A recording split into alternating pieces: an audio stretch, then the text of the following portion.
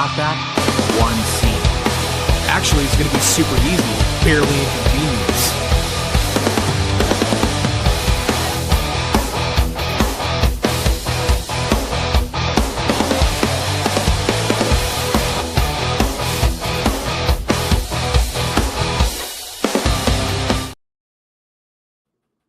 Hello, everyone, and welcome to Small Zero. Regardless of how long we actually do, in fact, last, I take solace in knowing that we have outlasted both the Mahershala Ali Blade and Wonder Man, but we'll get to that.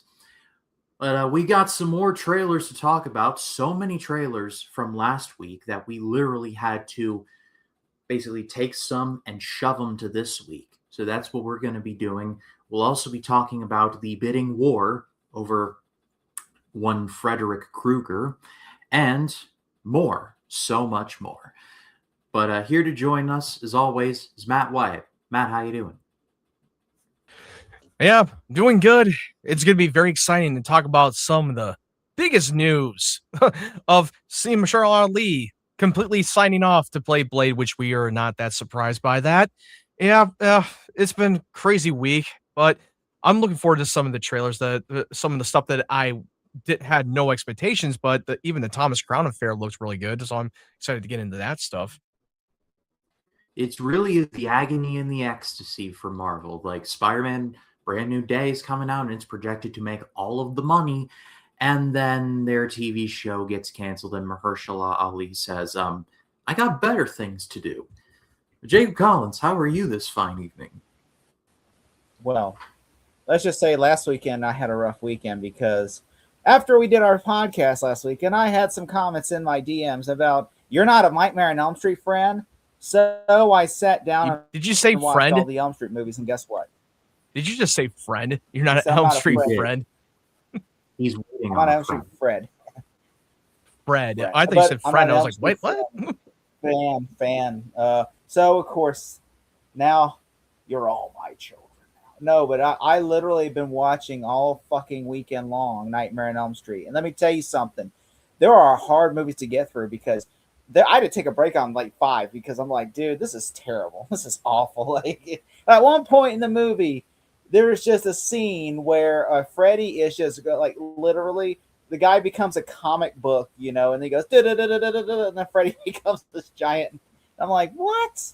And then he looks like a girl gets fat, and then she blows up like Willy Wonka style, and I'm just like, I hate it. And then the worst this movie is Freddy's dead. It's the worst acted. It is the worst thing. I'm telling you right now.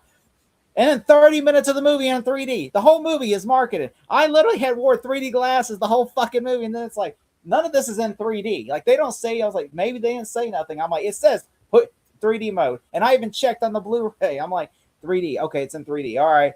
And then, of course, I'm like watching the whole thing. And then it says 30 minutes of the movie, the last 30 minutes. And then the girl goes, oh, my God. I got to go inside. I think we mostly can agree that the sequels of the Nightmare were the worst. With the exceptions of the original film, will always be the best one, in my opinion. And Dream Warriors were arguably was one of the most underrated sequels. And I will say that New Nightmare was the better movie than most people, but I will agree.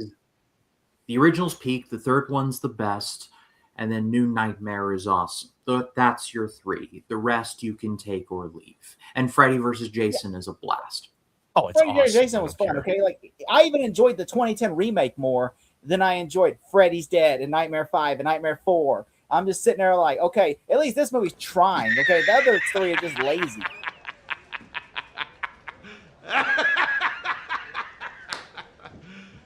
You serious? I'm talking about the sequels. You like the remake more than 4 and 5. I enjoyed the remake more than 4 and 5. I enjoyed the remake. Do you realize what they turned Freddy Krueger into in that remake? Do you have any clue? Well, you know what? The writing was much better from the Michael Bay produced movie than the fucking thing that's like, oh my God, Freddy is literally fighting some invisible man. A kid is fighting invisible Freddy. Roman Reigns dislikes that. I'm just saying, okay, look, I did not like these sequels. I'm sitting there going, I was like, maybe I'm wrong. But honestly, no one did. No one liked those sequels. Yeah. Like they made them every year too. That's the crazy part. Like they do like the Saw movies. They would start shooting in January and have it out by November. And just like, how are you supposed to make a good movie with that? Especially they ran out of money on one movie and they're like, okay, we already shot the funeral, so there's fighting Invisible Freddy. I humbly request that 1/3 of this show save their energy for when we get to the bidding war, because we do. He likes to jump in so early before we even get to that news. Like I want to get this right now. Okay. I'm aware of that. I'd like to. I'm not ranting on that. Okay, I'd like that to one get I'm back saying. to my rewatch of Batman: The Brave and the Bold before it leaves Tubi. So we've got a lot to do tonight. All right. But if you're watching live, we appreciate a like, a comment, and subscribe. If you're watching the delay after, we greatly appreciate you. Please subscribe. We would really appreciate it if you did. Normally, we would do weekly box office. However, we technically did it on Sunday when we, along with Jacob Martin, talked about all the trailers that we're not talking about tonight. So basically what you need to know, Odyssey only dropped like 29%, 30%. And it only seems like it's it's going to make $1 billion. Like, that's undisputed. That's all you need to know. And then Spider-Man's going to make all the money too. Tom Holland is going to be a very happy man. But let's jump right into the main topics. Let's jump into the main topics and let's talk about a girl named Carrie White. All right. Wow. I thought we were going to talk about the Jumanji trailer first, but okay. I guess we're going to talk about the Matt. The list is usually how we go. We go by the list, okay? You literally list off the Jumanji first and not Carrie. You do know that, right? Oh, did I? You downs mean nothing to you people. All right, the Carrie teaser trailer that is done by Mike. That's not what you sent me. Third on the list, Matt. You probably gave me the updated version of it. Oh, all right. Ahead of the Carrie panel at San Diego Comic-Con, Prime Video debuted the first official teaser trailer for the 8-episode series, which expands on King's original story about a high school girl with telekinetic powers. The official teaser hints at a new dimension still to come, Prime Video described of the trailer. At the end of the panel, Flanagan announced that all 8 episodes of the series will premiere on Prime Video on October 7th. Key art featuring a nod to the infamous Bloody Prom was also shared. Kane's Carrie was published in 1974, spent 14 weeks on the New York Times bestseller list, and has been translated into more than 35 languages. Brian De Palma's 1976 film adaptation of Carrie, which starred Sissy Spacek and Piper Laurie, earned Academy Award nominations for Spacek and Laurie. The upcoming reimagining from Flanagan marks the first time the story has been adapted for television. And the show synopsis reads, the Misfits high schooler, Carrie White, has spent her life hidden away inside the walls of her home with her fiercely protective mother, Margaret, after her father's untimely death thrusts us into her the unforgiving ecosystem of public high school. Carrie is forced to navigate a viral bullying scandal that tears through her community. The relentless pressure and casual cruelty of the social media age, and the awakening of the mysterious telekinetic powers that rise alongside her adolescence. Look, I will admit that I thought that the teaser was kind of okay. I mean, it didn't really blow my socks off, but you know what? It's only a teaser. It just gives us a little bit of the vibe and the tone. I mean, for all we know, that the show could be absolutely amazing, because that he's like Mike Flanagan confirmed that he's directing all 4 of the episodes of the first season, and I dig the cast, but and that being said, like I said before, that they confirmed that they're going to be dropping all 8 episodes in a day, which that's no surprise, because most Prime Video of shows, when they drop their first season, they only drop it all at once, and then they drop it week to week later in the seasons. But since this is more of a one-off show, I'm not surprised by this. I mean, yeah, sure, it could be a 50-50. One, they might just drop it all at once, and they're not very confident in their show, or 2, they just still want to drop it all at once and just binge the entire show in a day and get the buzz out or something. But I still trust Mike Flanagan. I think he's definitely going to execute well for the Carrie. I have watched the original version of Carrie that I thought it was very taunting and very like disturbing, and I thought that lead actress's performance, Sissy, was definitely like groundbreaking at the time when that movie came out and developed a lot of the cult following too. So I want to pass it on to Ryan. What do you think about this teaser? I liked it. I like the vibe. I mean, Matthew Lillard is like A plus in my book, so always nice to see him. I guess my main thing with this, and I mean, this is the teaser, so I need to like communicate that I know the context of like this is just very short, so they're not hitting on everything. But there's a reason why Carrie is a book, because I've read the book and it is very good, and like the original movie, why both were so haunting, and like why Carrie, what ends up happening to her, hits like a ton of bricks 40 years later, or 50 years later. Man, that movie came out 50 years ago. But 1976, isn't it? No, it's 74. Yep. It came out in 74. So 52. No, wait, hold on. Maybe I think it was the book. No, the book came out in 74, and I believe that God, what year was the movie came out? I can't remember now. It had to have been 76. 76, right? I just swore you said 76. You're probably right. Salem's Lot was 78, and then 76. Shining was 80. Yep, it was definitely 76. You're right. The point is, I need to see more. I need to see like if Mike's going to be touching on certain aspects of the book that King was definitely touching on. Like I need to see more, and I guess I'll just leave it at that. Well, I will say that for the concept of this whole cyberbullying, because it kind of feels like, yeah, how are we going to make this relevant today? Of this now, it's not just physical bullying. Now it's more cyberbullying in school. And you know what? I mean, hey, you got to find something more relevant in today's world about how bullying works in today.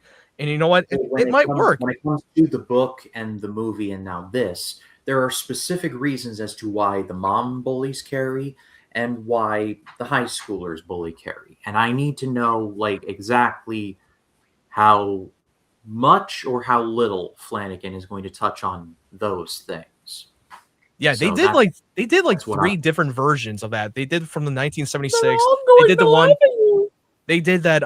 They did the 2002 version, which I don't know anybody would ever talk about it. And then they did the one with they came out in 2002 film. Yeah, no, I already said the 2002 film. The third one they did for the third time was the one with Chloe Moretz or something. I Chloe think that's Grace Moretz. Yeah, Chloe Grace Moretz. They also did a sequel called The Rage Carrie 2, which I honestly don't mind. 20%. Oh God, remember that movie? That was a terrible movie. That was a terrible movie. It's not as bad as you think it is. But I want to pass it on to Jake. What were your thoughts on that teaser trailer? They kill they're at a party, and like a Limp Bizkit it's playing, then she kills people at frisbees. It was 99. What do you want? Am I cutting out? You were cutting out for the moment, yeah. Am I cutting out? You froze, and you're glitching a little bit. Wait. Am I cutting out, guys? I can hear you, but you're frozen. All right, hold on. Let me hold on one sec. Let me come in and come back out. All right. Yeah. All right.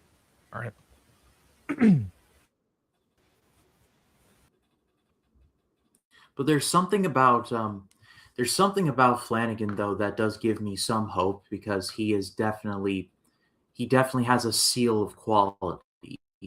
But we got Alicia Molina here. Hello, thank you. Hey. Thank you for stopping by anyway. Yeah, thank you for stopping by. Yeah, she's a close friend of mine. She was going to come on and say hello. But thank you so much. But Flanagan usually doesn't miss. So that's why I'm holding on to a small, little bit of hope for this. Yeah, me too. I mean, look, the teaser may not have blown our socks off, but I feel like that they're hiding some of the crazy stuff in this show that they're not showing us yet.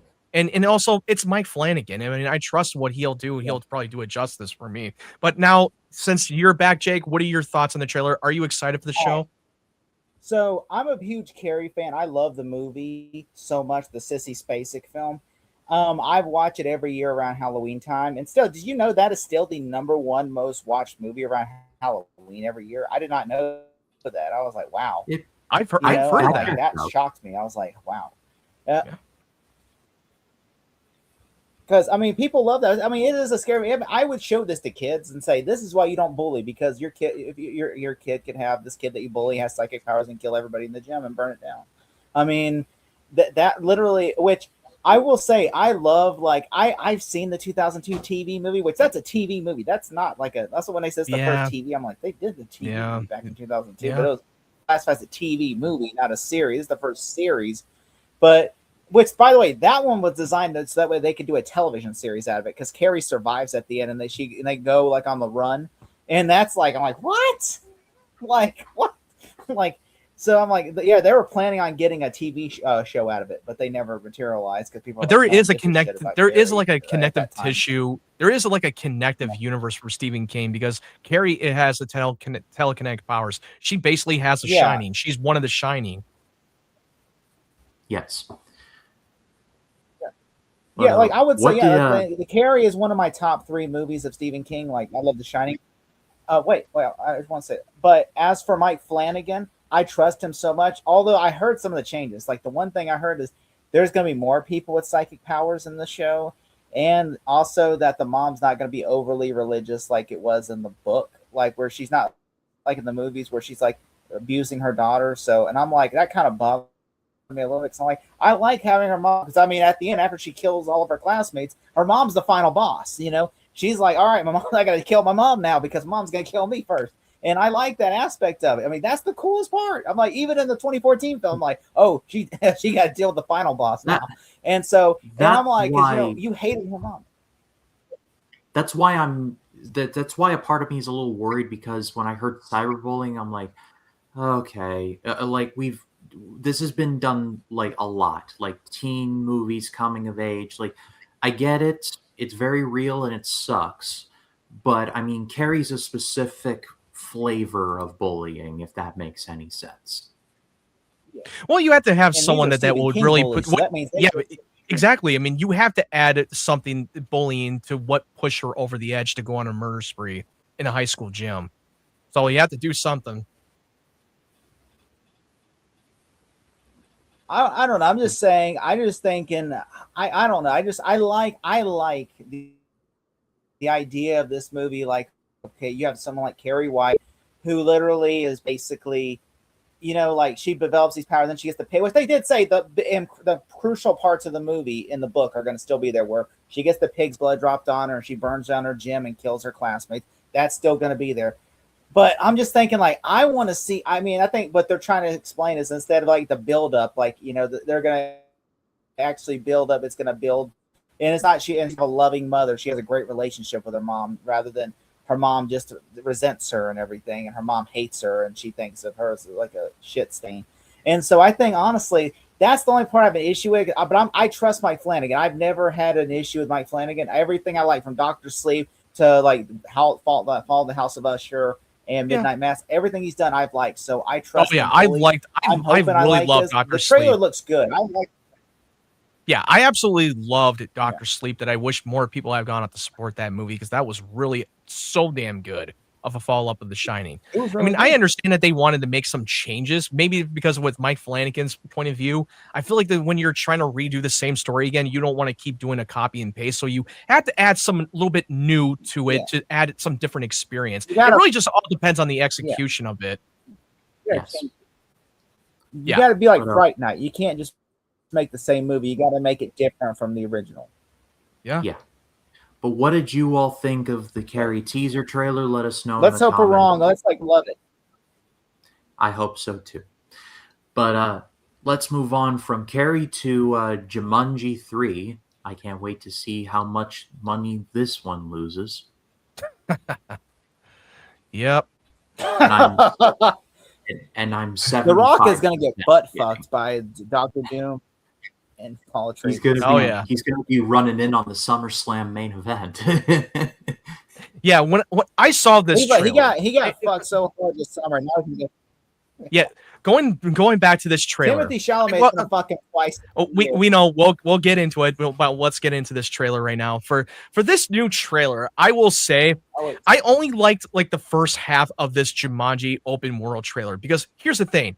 Look, I'm one of the people that really enjoyed the first two for this whole Dwayne Johnson era of this Jumanji. I really enjoy the first one. The original one will always be the peak of the Jumanji period. But them trying to do something different, having a video game that having these group of children being zapped into the world of Jumanji and playing the avatar characters and how they had to get out of the situation. It was a great idea.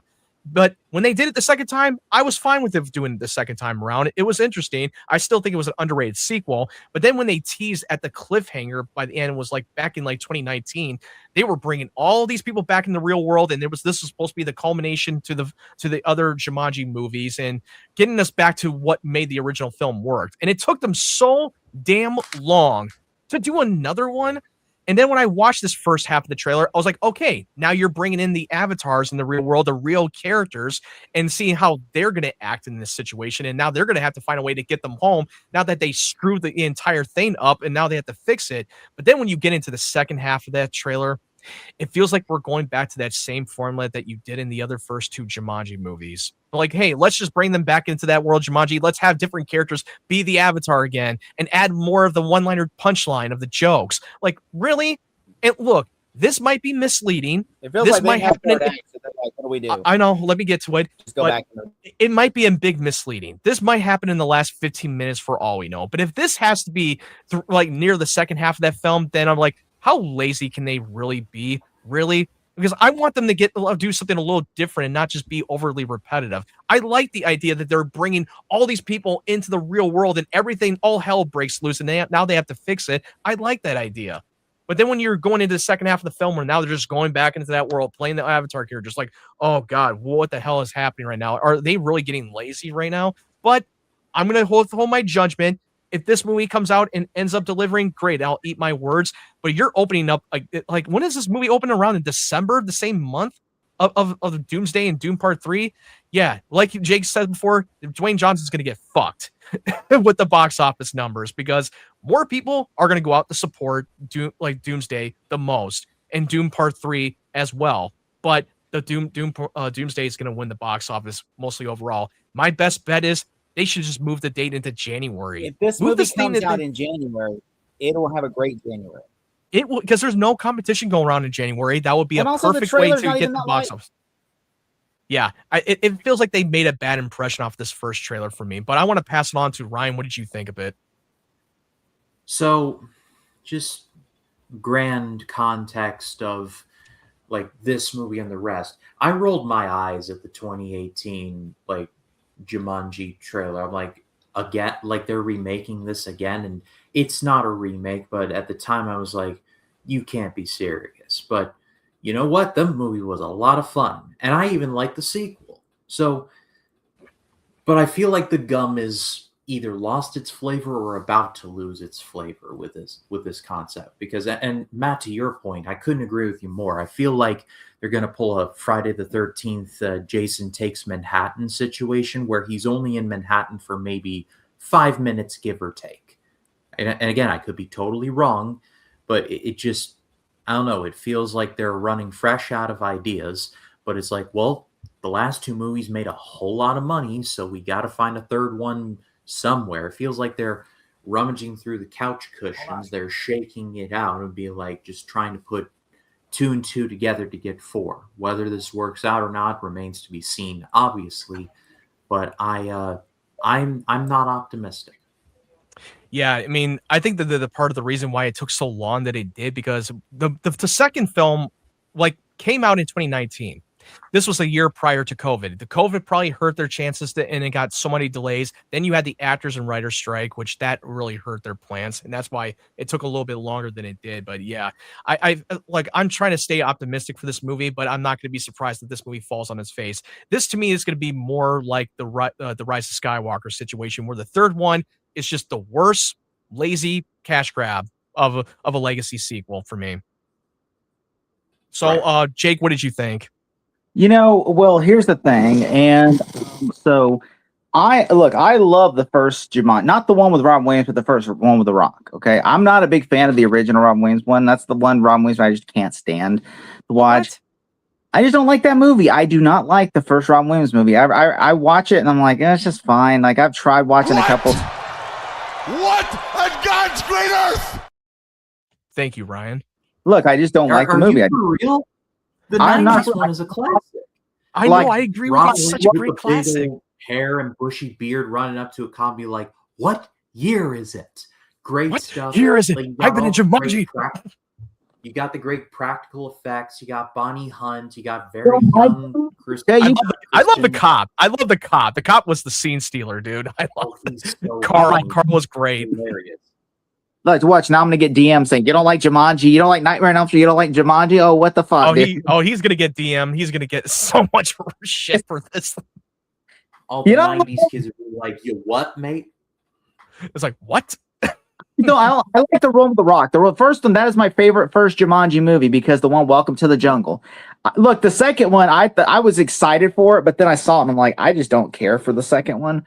The next level, and then the third one. This one, I will say, when they're in the human world, that excited me. But then when they were going like, oh, we're going back to Jumanji, which I'm hoping and looking for the trailer, it looks like the last 30 minutes it will probably be in the movie. I'm hoping that that's not the trailer misleading us, and where it's like, no, that's only the first 10 minutes of the movie, and the rest of the movie's in the Jumanji, and I'm like, I don't care then. Okay, I mean, this movie can flop, but I really think this should be pushed to January because this is a movie. No one's going to go watch this movie. I understand Sony thinks that we withstood Rise of Skywalker and we withstood The Last Jedi.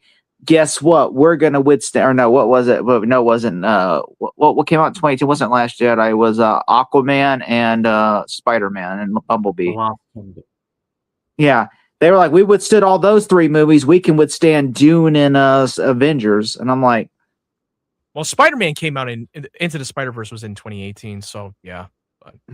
which always shocked me that Aquaman and Jumanji wiped the floor with all those movies, which that always shocked me. But yeah. I will say this, I am excited because I love The Rock. I think The Rock's a great actor. And my biggest fear is that if this movie tanks, because he's already had a big flop this summer with Moana. Did you know that? But did you know when the director who directed the first two Jumanji movies with Dwayne Johnson, but he also directed that recent film for a Christmas film, Red One, with Chris Evans and J.K. which that came straight to Amazon Prime, and I saw that movie. It's awful. I saw it in theaters. I saw it in theaters. It came out in a limited release in theaters. Yeah, I forgot. You're right. Yeah. It was terrible. And also, like, here's the thing. He's already coming. Dwayne Johnson is literally coming off of the heels of the live action Moana. And that movie was critically flopped and even financially flopped. And it seems to me, look, I like Dwayne Johnson. I'm not a hater of Dwayne Johnson, but I feel like he's not the drawing movie star that he used to be anymore. Nobody seems to care about any movies he's got coming out anymore. He's not. I don't think he's a relevant movie star anymore.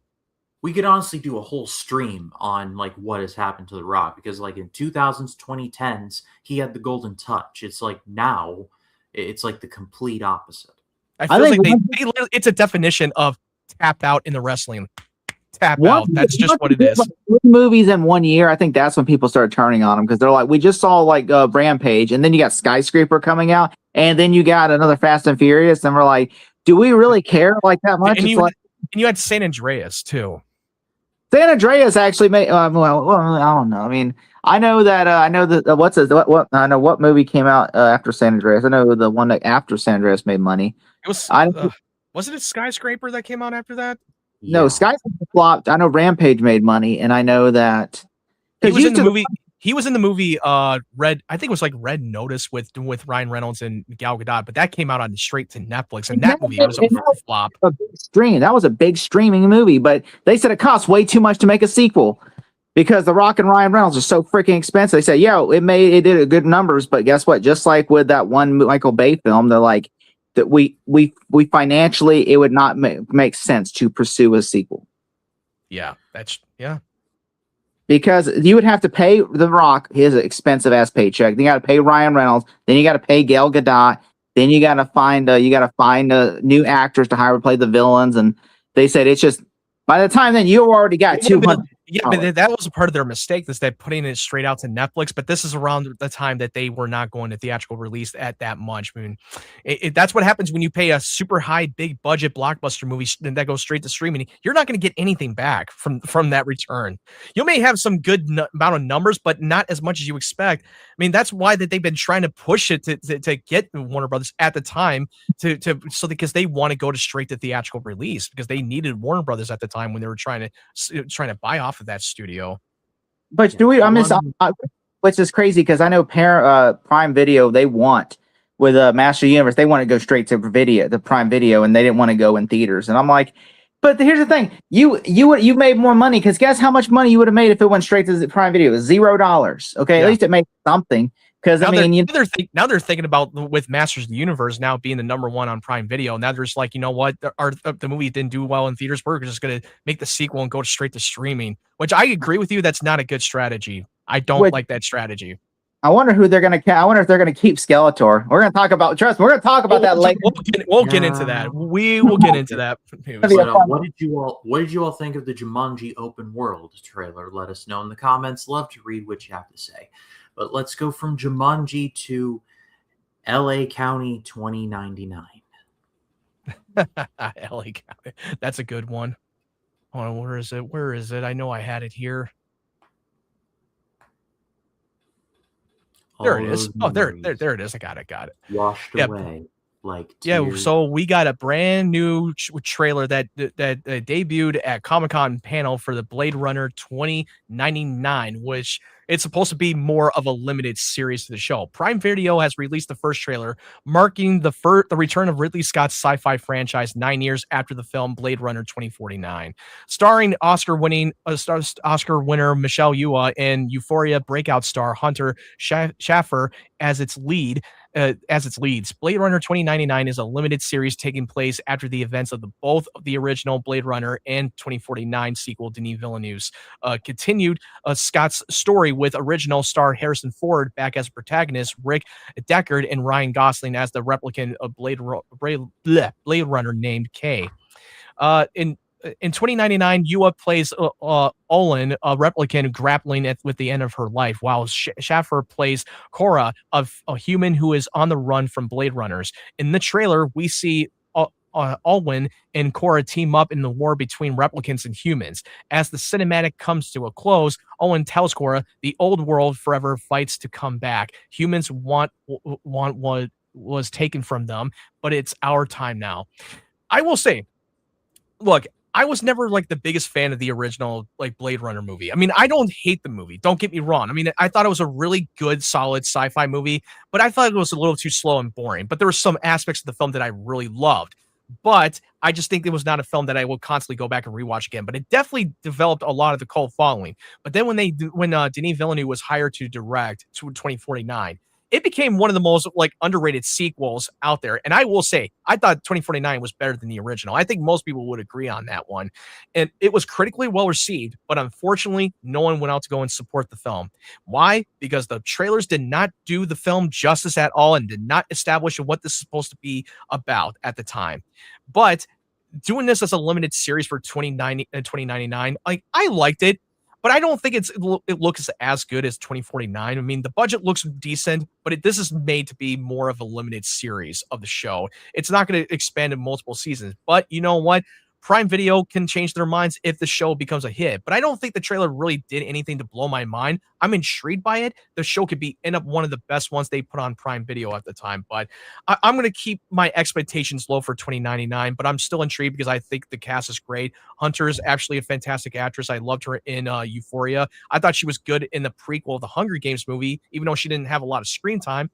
And Michelle Yeoh, she's great in anything. She's an Academy Award-winning actress that came up for everything all at once. She's definitely a terrific actress. But Ryan, what did you think about this trailer? Hunter Schafer's really good in this little horror movie called Cuckoo. The movie itself is not perfect, but I really liked her performance in it. But that's an aside. I like this trailer. I'm a huge Blade Runner fan. The original 2099 or 2049, excuse me. I love them both. I love them both equally and for different reasons. This I like the vibe. Clearly, they understand the style of what is expected from this, but I want to know what the story is going to be other than, oh, there's a war going on outside. I'm like, okay, like that doesn't really pique my interest all that much. Like I need to know more. And Me so too. I do it, agree with you. I wanted to jump in on this. Yeah, it didn't really tell us anything, but you know what? It's only does what the first trailer does. Hopefully that they don't make the same mistakes as they did with Blade Runner 2049 by not telling you what it's about, because it didn't do anything to tell you what this movie was about until you actually watch the film itself. Blade Runner is so fascinating in that the original movie is a noir detective story sandwiched into a dark, like neo sci-fi film. And then it's kind of similar with 2049. It's like it's a clash of styles. One that I love, and like I own both Blu-rays. I watch them at least once a year. They're both fantastic, but they're not as accessible as you might imagine because like they're dark, they're dreary, they're very in like it's dark sci-fi and not a ton of people dig dark sci-fi. I do, but not a lot of others do. Mhm. And so it's always had this weird identity crisis, for lack of a better word. And time has been very kind to both Blade Runner films. Like they were both bombs at the time, but the original is one of the greatest of all time. And 2049 didn't do so hot at the box office, but I can't escape seeing edits of it and seeing like the meme of Ryan Gosling with the broken nose looking up, and like it it penetrated the culture. Like it took him a while, but it did it. So doing a Prime miniseries, I think is a wise move because it gets it in front of potentially more eyeballs, and I feel like that's just the way to go. Yeah, I mean, I'm open for them to expand this whole Blade Runner universe. I mean, I get why they had to push it to the series because the last film didn't do so well, and it's just one of those franchise that it's not really made for everybody. But because like I said before, I think the sequel was far better than the first one. I feel like what Denis Villeneuve did was so good. It was like it became one of the most memorable visual effects shots, performances from Ryan Gosling. It was just top tier and great thing in what he did. But I want to pass it on to Jake, what did you think about this teaser? What do you think about this trailer? Are you excited for this? Well, here's the thing. I agree with Matt. I didn't like the first Blade Runner. I just thought, yeah, slow pace. And I feel like more people appreciate the movie because of the technology and the visual style and look of the movie more than the story itself. Because if you put a gun to someone's head and say, "What's the story plot of Blade Runner?" they're gonna get shot because no one's gonna say. For Ryan might be able to tell you. Me and Matt, if he put a gun to our head and say, "What is the plot of Blade Runner?" I'm like, I don't know. Harrison Ford hunting replicants, maybe. I don't know. He's a Blade Runner who's a replicant who's hunting replicants. Maybe Yeah, I don't know. there's a cabal of replicants who are killing people, and it's up to this Blade Runner to stop them. But it Yeah. turns Yeah. out the Blade Runner is a replicant himself. What a And, twist! and dude, I even remember because we already know that they're still selling alternate versions of the original Blade Runner movie. The final cut is obviously the definitive version, but you can find the multiple versions of the cut of Blade I Runner own on the Blu-ray. Blu-ray that has 7 different cuts of the movie. Yeah, The 7 OG, different cuts. the OG, the original that was released in theaters in '82, had a narration from Harrison Ford and then reused stock footage from The Shining of all movies. But yeah, by the way, they went the theatrical cut. They said, like, for Dennis Villeneuve said, which version of Blade Runner did he use? He said the theatrical. So in his movie, Harrison Ford's not a replicant; he's a human. But which he said, which because in at the end of the Blade Runner, the final cut and the other cuts, he's literally sees the little picture of the unicorn, and it's implied that he's a replicant himself. And so he said, we changed, like he said, we're following the theatrical version, so he's not a replicant in our version. So what you're saying is that mostly the original film is canon too for that one. It's canon and not the final cut. The theatrical cut is what's canon to Blade Runner 2099. But like some people say, he could still be a replicant, just and that still it could still make sense. He may be just an older model of a replicant that has way more human or something. An older replicant. I love 2049. I thought that was a fantastic movie. It's really good. Jared Leto is so good as the villain in the movie, and so is like the woman who is his henchman woman. Like that whole fight scene in the third act when they're in a car and the car is in the water and they're like drowning, and like that is intense. Like that is an intense. That music score. Oh, that music score was good. That put you on edge, like boom, boom, boom, boom, boom, boom. The fight scene with Ryan Gosling and Dave Bautista. Oh shit! In the beginning of the movie, that was good. So, like, there's a scene wherever is it Connie Nielsen or is it who is it the one who plays his boss? Is it that's Robin Wright? Robin Wright, yeah. Right. Robin Wright, where she's like, remember with the scene where she kills like Dave DeSmolchin, and then she goes to kill her and breaks her hand and goes, "Where is he?" You know, and then she kills him. I'm like, that is insane. That was a great scene. I mean, like, it's a really good movie, and I think because it wasn't a marketed well movie because they were just like, oh, it's Blade Runner, and I think honestly, if Denis Villeneuve, as powerful as he is now, I think if he would go back, he'd probably redo the marketing material for it to make it more. I honestly think more people would watch the movie now because like of Denis Villeneuve as a name as a director. I think people would go watch it just because his name's attached to it rather than because he was slowly getting his name out, especially when he had an Academy Award nomination for the movie Arrival. Then he did Prisoners like before that, and this is before he did Dune Part 1, which that would truly put his name on a map. Was definitely Dune Part 1 and then Part 2. So yeah, I do agree with you. If he were to go back and do it all over again, I think more people would have gone to see Blade Runner 2049 because his name is attached to it from the director that made Doom Part 1 and 2. Go see Blade Runner 2049. I think that would definitely been a selling point. So let me think. He went from a Dick to a Frank. Let me ask you this though. Yeah. Because Blade Runner was based on the story To Android's Dream of Electric Sheep by Philip K. Dick, and Dune is written by Frank Herbert. He went from a Dick to a Frank. I didn't get that. I thought, like, is that a Blade Runner reference? I mean, they actually did a little bit of a short. They did a little bit of a short mini series for that connects to 2049, the Jared Leto's character. I think you can find it on YouTube or something. Yeah. Which, yeah, they did a little short. That's awkward nowadays. But I will say this though, for this one, from what I read, like the plot is like Hunter Schafer is a human, and she basically is like she wants to be a replicant, and so she's like, and of course like Michelle Yeoh is a replicant and everything, and so I'm just like, okay, that's interesting because I said, because I was worried that it was going to be convoluted where everybody like Westworld got convoluted where everybody's a replicant now, and I'm just like, oh come on, you get to be a replicant, you get to be the replicant. Everybody gets a replicant. This entire county is replicants. But what did you all think of the teaser? Let us know in the comments. Love to read what you have to say. Do we want to talk about Matchbox? I thought it was fun, but I feel like we have more juice to squeeze with the Freddy stuff. I think honestly, let's do. Plus, we got the Thomas Crown Affair too, also to do. Remember? Oh, that's a good point too. Yeah, let's get into that right quick. Let's do Thomas Crown. We'll talk. Then we'll decide about Matchbox. Yeah, do we really care about that one? Is it on the cover? Is Matchbox even on the cover? If it's on the thumbnail, we got to do it. Yeah, of course, I guess. But anyway, the Thomas Crown Affair trailer dropped, and Amazon MGM Studios have released the trailer, which debuted on March 5th, 2027. The third take on the story of an art thief, Thomas Crown, is the latest directorial effort from Michael B. Jordan, who puts on a new spin on a Tiddler's billionaire's heist.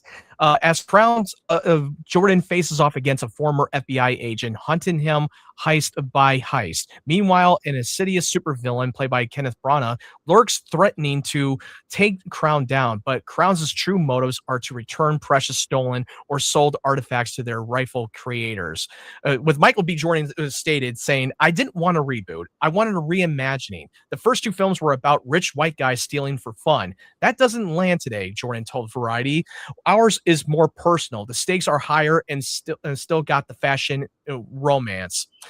I will say, like, I just literally just watched this about it like an hour ago, and I will say that the trailer looks really good. Now, look, I have not seen the other versions of the Thomas Affair. I was never aware of this. Yeah, they did the Steve McQueen version. Then they did in 1999 with Pierce Brosnan. Now, all the first two of the versions of that film are for free to watch. So I'm definitely going to watch the first two before going into the before this the reimagining version, and I think the trailer looks really damn good. I forgot that it was Michael B. Jordan directing this movie. This is supposed to be a second film that he directed. He directed Creed 3, which I thought was a very underrated sequel that not a lot of people talk about.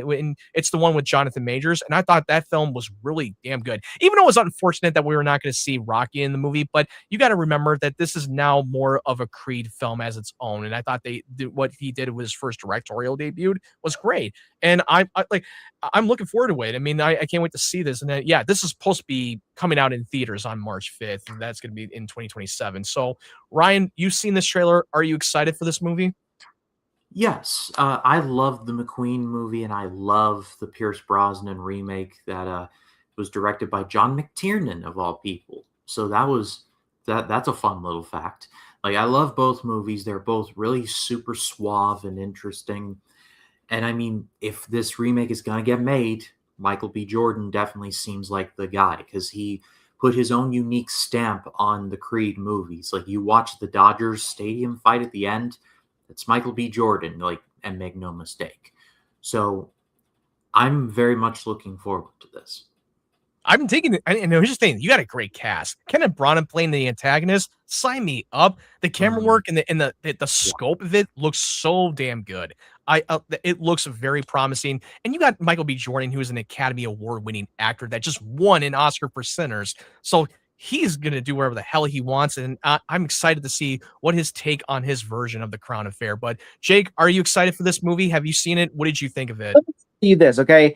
I saw the trailer 5 times because I love that trailer that much. I mean, like just like the hearing the opera song, like, I'm like, oh, that is cool. And then it's just like him doing like scaling up a building, and then you see Kenneth Branagh, who's like the main villain of the movie, and I'm like, all right, I'm sold. Like, all right, and then you got Adria Arjona, who, by the way, she wasn't supposed to be like the lead love interest. It was supposed to be the girl from Escape Room, I believe. And I guess Bones and all, whatever. Like, they were supposed to be her. She was supposed to be the lead in this movie. But what happened? She pulled out the last minute or whatever, and then they replaced her Adria Arjona, who I think honestly, look, I think she is a terrific choice. And I think honestly, I like the fact that, and honestly, I expect every Thomas Crown movie to be different. I'm not expecting it's just like Michael B. Jordan to just stealing another, like a guy who just steals shit for. Yeah, and I will say, since you brought that up, it kind of reminds me that the Thomas Crown is basically the version of James Bond, where you had some similar things that happened prior to it, but you want to have a different spin on your own. You want to have your own fingerprint on that movie. Have played the role, I believe, in 2000 in the 90s film. Which I saw the third act where, like, Dennis Leary is like the cop that's hunting him the whole movie, and then you got his love interest in the movie, who is played by what's her name, Lethal Weapon, Dora's mom. What's her name? No, I know who you're talking about, Renee Russo. Hey, Russo, yeah, she was the love interest in the 90s film with Pierce Brosnan, which I think, honestly, she is fantastic in that. Like, the 30 minutes I saw of that movie. Since that Michael B. Jordan, like, brought this up in the description that he's returning all the rifle to the creative owners, that literally reminds me of Indiana Jones in The Last Crusade. It's like, it belongs in the museum. So he's going to be the modern-day Indiana Jones. He's gonna be the modern, like, James Bond meets Indiana Jones, where he's stealing all the artifacts and returning to its owner. Which I'm excited for this. My thing about this is I hope Amazon's been on a run this year. Okay, every single movie they've had has been good. Yes, not all of them have been box office hits. Like Project Hail Mary is a box office hit, but like you have Amazon has had The Sheep Detective, Project Hail Mary, Masters of the Universe. All these movies are good movies, and now the Thomas Crown Affair. And then on top of that, they got I Play Rocky coming out, Spaceballs 2, and they got Highlander. So of course, like if all these movies are great, they're on a roll. It's like Amazon has the best track record of making great movies, but at least they have the quality. At least they have the quality over quantity. Yeah, I could say for other studios that just make shit. So I mean, that's really good. I mean, and I like that the Thomas Crown Affair does look great, and Michael B. Jordan is directing it. It looks fantastic. It doesn't look like, oh, do we really need this? Like, I know Ryan probably could have said like, oh, do we really need this? But watching this, I'm like, Yeah, I could see, and I like that it's different. It's not like, oh, Michael B is just stealing because he gets off on stealing. No, I like the angle that Michael B. Jordan's going with on this. That's what tipped me over. Like that's what tipped me over the side with that one. And I appreciated that. The So trailer, like really if they were going to do it, I'm glad they're doing it this way. And Yeah. that's the end of that for me.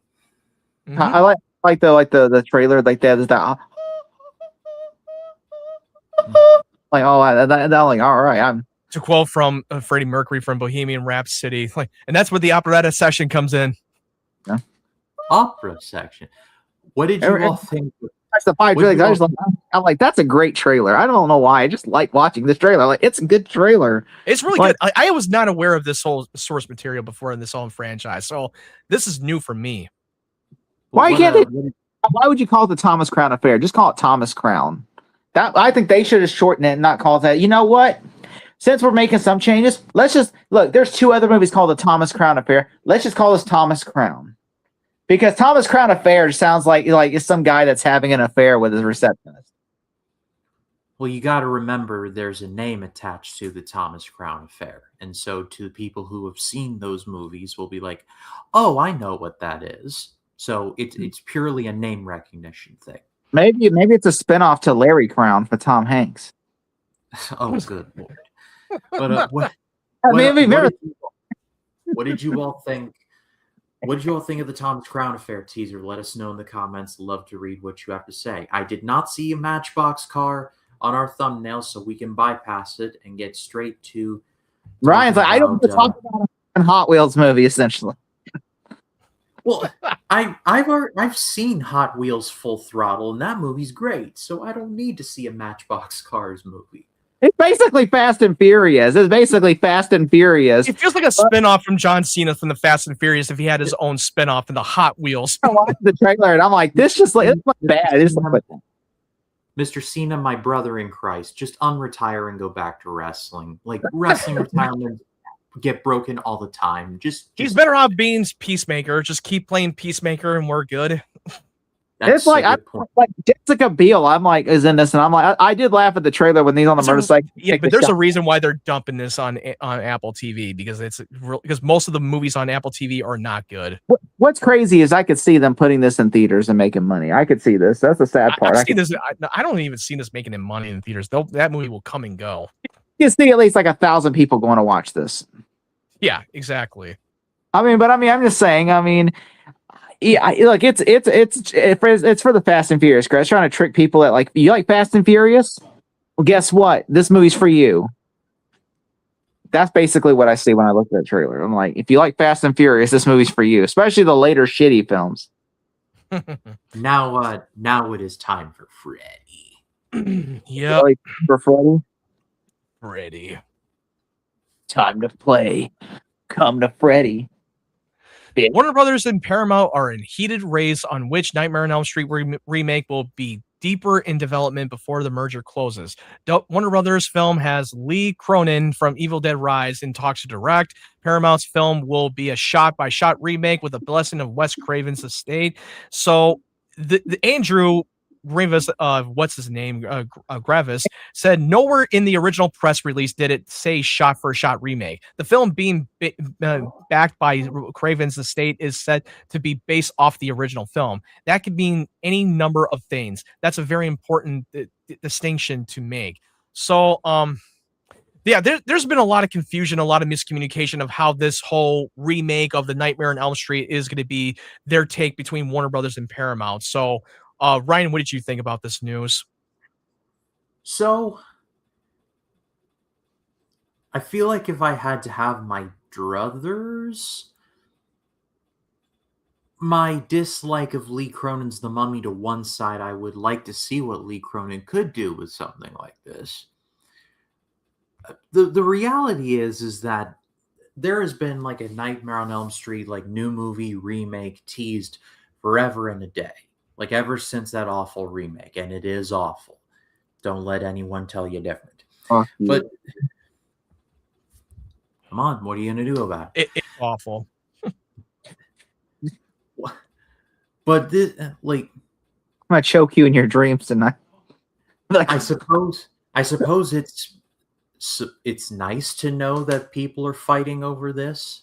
Kind of shows like just how much of a feeling out there. I appreciate that. Again, if I had to have a choice, I would want to see what Warner Brothers does it. I mean, it makes sense because like Nightmare on Elm Street was a New Line, and like guess who owns New Line? Warner Brothers. So it makes total sense. Yeah, but with this merger, now it's being on hold, and there's now highly chance that they're probably not going to go through with this whole deal. But with this whole idea of what their take on the Nightmare on Elm Street, look, I'm a fan of the original film. It's definitely the peak of the franchise.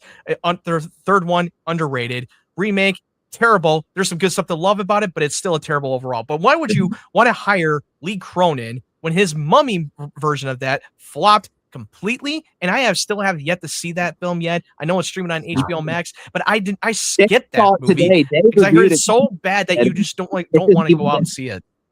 Dave reviewed it today. Dave, the guy who helped us on the channel design some stuff. He literally, from interpreting everything, reviewed it today and said it's just Evil Dead. It's an Evil Dead clone. It should have been called Evil Dead Rise presents The Mummy. Which I will admit, I enjoyed what Lee Cronin did with Evil Dead Rise, but when I saw that trailer in the marketing for Lee Cronin's The Mummy, it's literally the version of The Exorcist meets Evil Dead. It's literally the version of that movie. Depending on how generous you are with fan theories, according to some fan theories, The Mummy technically does take place in the Evil Dead universe. That's the theory that I read anyway. It wouldn't surprise me. I think about this is look, here's the thing. The biggest thing I have an issue with this, the biggest thing is, first off, the article discussing films got it wrong, okay, and that's what Bloody and Disgusting, they've got it wrong, because Bloody and Disgusting actually read the damn article, and that's why they're saying they read the whole article at Matt Bellany. Matt Bellany is a trusted source, by the way, because he used to be a head writer for the Hollywood Reporter until he's like, I can go and start my own thing and then make more money. So he left the Hollywood Reporter, and now he started Puck News, and now Matt Bellany. By the way, if you ever watch, he's the guy that's interviewed Ted Sarandos a week before they announced that Paramount got the merger. Mm-hmm. Because he interviews a lot of people. He asked Ted Sarandos to fly on the wall of that interview. He was the one asking Ted Sarandos, like, how are you going to make this deal? Because it seems like all Paramount, the Justice Department is in Paramount's side compared to your side, and he was like, oh, I'm confident we're gonna get it. Cut to a week later. But I remember though, Matt Bellany says that what it is, it's legit, which he never said. He said from what he has read and what he has read. And they have the rights. Paramount only has the rights to the original film, and their rights is similar to what the Child's Play remake was, where they can only remake the movie. They cannot make a sequel to it. So if they ever decide to make Nightmare on Elm Street 2, guess who they would have to go to get a permission to make a sequel? New Line. Yep, New Line. They have to have their permission. And so apparently, and that's why they're hoping the deal goes through, so that way they don't have to ask them, because they would own them. Yeah, good luck with that. Now I have a feeling that it's more likely that they're not going to be able to go through, and they're screwed no matter what. And so basically, they have the rights to a remake, which basically it'll be like Child's Play, because that's why there was never a sequel to the Child's Play 2019, because they only have the rights. And guess what? Universal said, we're not going to give you a sequel green light, so you might as well go ahead, not even ask us. And so after the movie came out, didn't even do well financially for that Child's Play remake. Another one, they were still going to make it because they're like, hey, we can. And so they were, Universal says, no, we're not doing it. Because you cannot make Child's Play without us, a sequel without us. So guess what? And also, we're not moving forward because audiences did not like that remake, because it was a shit remake. No one cared about that remake. It wasn't great. Not even Mark Hamill could save that one. With Nightmare on Elm Street, though, the rights is, they said they're remaking both of these versions are remakes. Okay, neither one of these, but from what Paramount is, they said they're more likely going the shot for shot remake more than they're just going to try what Warner Brothers is doing, is they're going to try to make a new remake, kind of like what the 2010 film did. Mm-hmm. But that's what, and so Disgusting Films got it wrong and said, oh, it's a shot for shot remake. They never said it is definitely 100. They said they believe it's going to be a shot for shot. but they never said that. Yes, that is what they're going. For all they know, they said they could go because they said the deal was they're going to remake it from the script. So that means that they believe, okay, when you're remaking it from the script, that means you're going to follow exactly the script, and so that's what they believe. Is what you're saying is that they are like they're remaking from what Wes Craven originally intended for what he wanted the backstory of Freddy to be for the remake. Yeah, so you follow for the original pitch of that script. Yeah, that's what they're following, and that's what. But Discussing Films got it wrong and just said, "Oh, they're remaking a shot-for-shot remake," which I'm like, no, they never said that. They never said. They said what they believed, and so apparently, what they're doing is they said the basis of a shot-for-shot, but not going to be a shot-for-shot. And so they just assumed they heard the word shot-for-shot remake, and then they ran with that. And so, yeah, I am 100% Warner Brothers side on this one because. But the thing is, they could actually make a sequel to the Robert Englund series. And I don't know why they're going to. I guess because Lee Cronin, they went to Lee Cronin. Lee Cronin goes, I'll make it, but I'm not going to make a... Dude, if I would have been fine if they would have got the original actor Robert Englund to reprise the role. Once you put that makeup on, he will still be the Freddy character that you know and love. And if they were to do a direct sequel, it'll probably be more of a direct sequel to the original film rather than just a sequel to it. Unless you want to pull that Cobra Kai or Child's Play style where everything else is canon, but you could still make the legacy sequel work. If you want to pull that kind of type of strategy for that one. But I think what it is really, it's just, I think Lee Cronin just wants to start from scratch because he's like, they want to try to, I guess, like It Chapter 1. It seems to me that he wanted to start it from scratch and have a stamp of his own. So apparently Freddy will be a dead-eyed, apparently, but then he'll probably be a dead-eyed. This is going to be a connective Sam Raimi's universe of Evil Dead. Just wait and see. It's all connected at the end because Wes Craven, right? It's all connected because fuck Wes Craven, right? Like, Wes Craven be rolling in his grave if he's like, both of you people are trying to remake my work. Like, he'll be coming back as a dead-eyed and probably kill Lee Cronin for this. Like, how you motherfucker. Like, literally. A lot of his predictions in the original Scream movie came true. So, I mean, say with that whatever you want. I honestly think he would not be signed off. Because, I mean, I think the estate wants to make money.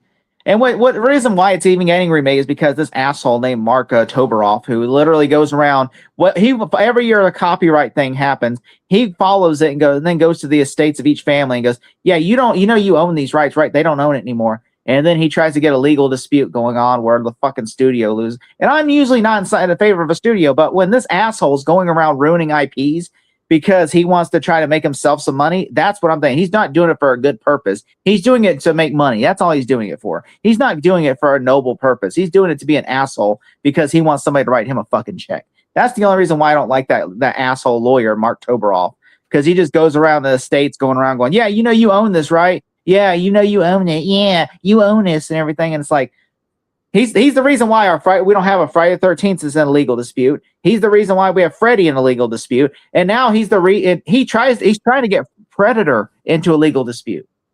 But Disney had the decency to write the family estate a check. And so that way and beat Toberoff at his own fucking game. Because they know here's the thing, good luck trying to get the Predator rights. Good luck trying to get that from Disney in 20th century. Disney's like, no, we'll just write checks. We're not gonna be put up in court like that shit. No.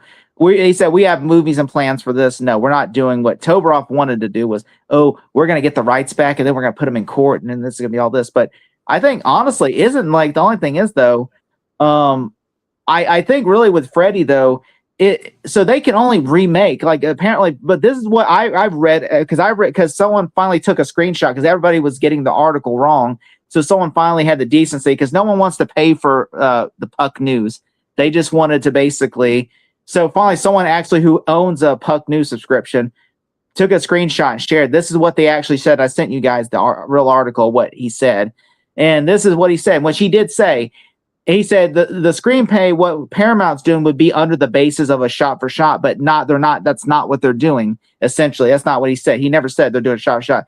He said the basis of they're shooting the script. So it would probably, he said, but he doesn't know 100%. He said his sources has not said, but what he said is that the legal rights that they own is the basis of they have to shoot what the script is. They cannot go differentiate. That's what he was, from what I read, the way I read it, it seems like that's going. So it would not be a shot for shot of the 90s, 80s film because they don't even own the rights to the 80s film. New Line owns it. They only got the rights to the screenplay, which I'm like, what a shitty lawyer not to even get you the fucking movie, right? Like you only get the screenplay, really? Like, so we got a comment for Jeremiah saying, "Hi guys, I hope you're well. Would you rather watch every Disney sequel back to back or watch Kirk Cameron save Christmas 6 times in a row?" Well, here's the thing. I've never seen any of Kirk Cameron's Christmas. I've never seen any of that. It's a full fucking movie. It is an awful movie. Yeah, Disney sequel all the way. There's good Christian content out there, and then there's Kirk Cameron Saves Christmas. Kirk Cameron does, yes. That's a weird movie too. It's not even like it's like about a guy who doesn't believe in Christmas or whatever, and then they got to go through a flashback of like the medieval times, and it gets really fucking weird, and you're just like. Never seen any of them, so like, if I were to choose Disney sequels, that's okay. That's my only one and only choice, apparently. I will say this though, but yeah, going back to Wes Craven's estate, I honestly am rooting for Warner Brothers. Look, I like Evil Dead Rise. I have not seen The Mummy, but I would rather have Lee Cronin's movie any day of the week than have to deal with Paramount, because Paramount. And first off, it's just a pissing contest between them two right now. And it's like, because Mike DeLuca, by the way, Mike DeLuca actually does care about Freddy Krueger because he was an assistant when it came to the Elm Street sequels. That's where Mike DeLuca, who runs Warner Brothers now, got his start, was at New Line, or on the Elm Street movies. In fact, he's the one that wrote Freddy's Dead. Yeah. And so basically, Mike DeLuca was an AD on like Nightmare, I think 4 and 5. And so he was he was an assistant on Nightmare 4 and 5, and then he became the writer on Nightmare 6. And then of course he's always been champion, and he became the head of New Line for years, and he's always been championing Freddy Krueger. Like he's always been he loves Freddy Krueger, and I think that was one thing when he became the head of Warner Brothers. He said, "I want to make sure there's a new Nightmare because it's a shame that we have all this amazing IP and Freddy Krueger's just got the sideline." And so I think he's always been, but I think it's because they've been in a legal dispute. And I think now that the legal dispute's kind of coming to an end, I think that their goal now is hey, let's make a good Freddy Krueger movie because Freddy should not be sidelined. Although I wish they would. I understand it's probably just a creative decision, probably because they probably did go to Robert Englund and say, "Hey, do you want to come back and do 3 movies?" And he's like, "No, I'm 70 years old." And so they're probably the director Lee Cronin's "Hey, look, I want to write a reboot. I don't want to have to rely on having you people watch the first movie or the first 3 movies or the first 10 movies to understand my movie." And so that it's just easier to be "Hey, look, there's a guy named Freddy." Yeah, because Lee Cronin wants to do a stand. Because if they hired him, he will do a complete reboot of this franchise. But if they were to do it, I would much rather prefer them balancing up.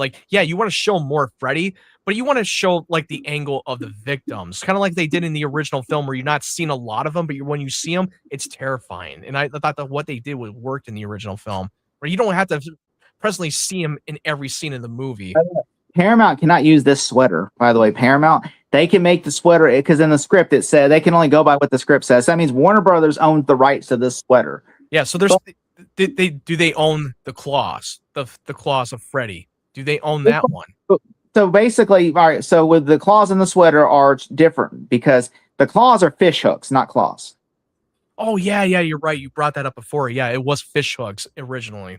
So it's so basically, and then on top of that, the sweater was not red and green; it was red and yellow. Yeah. So basically, Freddy Krueger will have fish hooks and red and yellow sweater. How weird that's gonna look on screen with a red and yellow sweater and a fish hook. Is this Freddy Krueger or Scary Terry from Rick and Morty? Is this like a Freddy Krueger means I know what you did last summer? Hey, bitch. And then we can't say bitch. That's one. I wonder if they can trademark. Hey, you can't. Welcome to my world, bitch. By the way, also he wasn't called Freddy Krueger. He was called Fred Krueger in the first movie. Yeah, you're right. He was called that Fred Krueger in the first movie. So basically, I guess they could argue, hey, you can't call him Freddy. You can only call him Fred Krueger. That makes sense. Because Freddy. But yeah, I really hope that the new Paramount does not get this, and I don't hope that they rush into it, but I hope that Lee Cronin starts shooting this thing quick, so that way, I hope it's a good movie, but I don't want Paramount to even get a chance. And I know David Ellison, that little weasel, he's going to be trying, they'll be shooting in 2 weeks probably. Mm-hmm. But yeah, that's my thoughts on this. What did you all think, and who do you want to make the next Nightmare on Elm Street? Let us know in the comments. Love to read what you Freddy have to say. versus Fred. Place your bets. Freddy versus Fred. Well, Like next Freddy Well, versus here Fred. we got another comment for Jeremiah. He's asking, when I ask, what are some of your favorite film scores and what are some of the worst? What comes to mind? well, favorites, Jurassic Park. That's one. I got one. That's. Go ahead. No. I'm saying you go first. I'm just thinking like of the best one. I got the worst one, but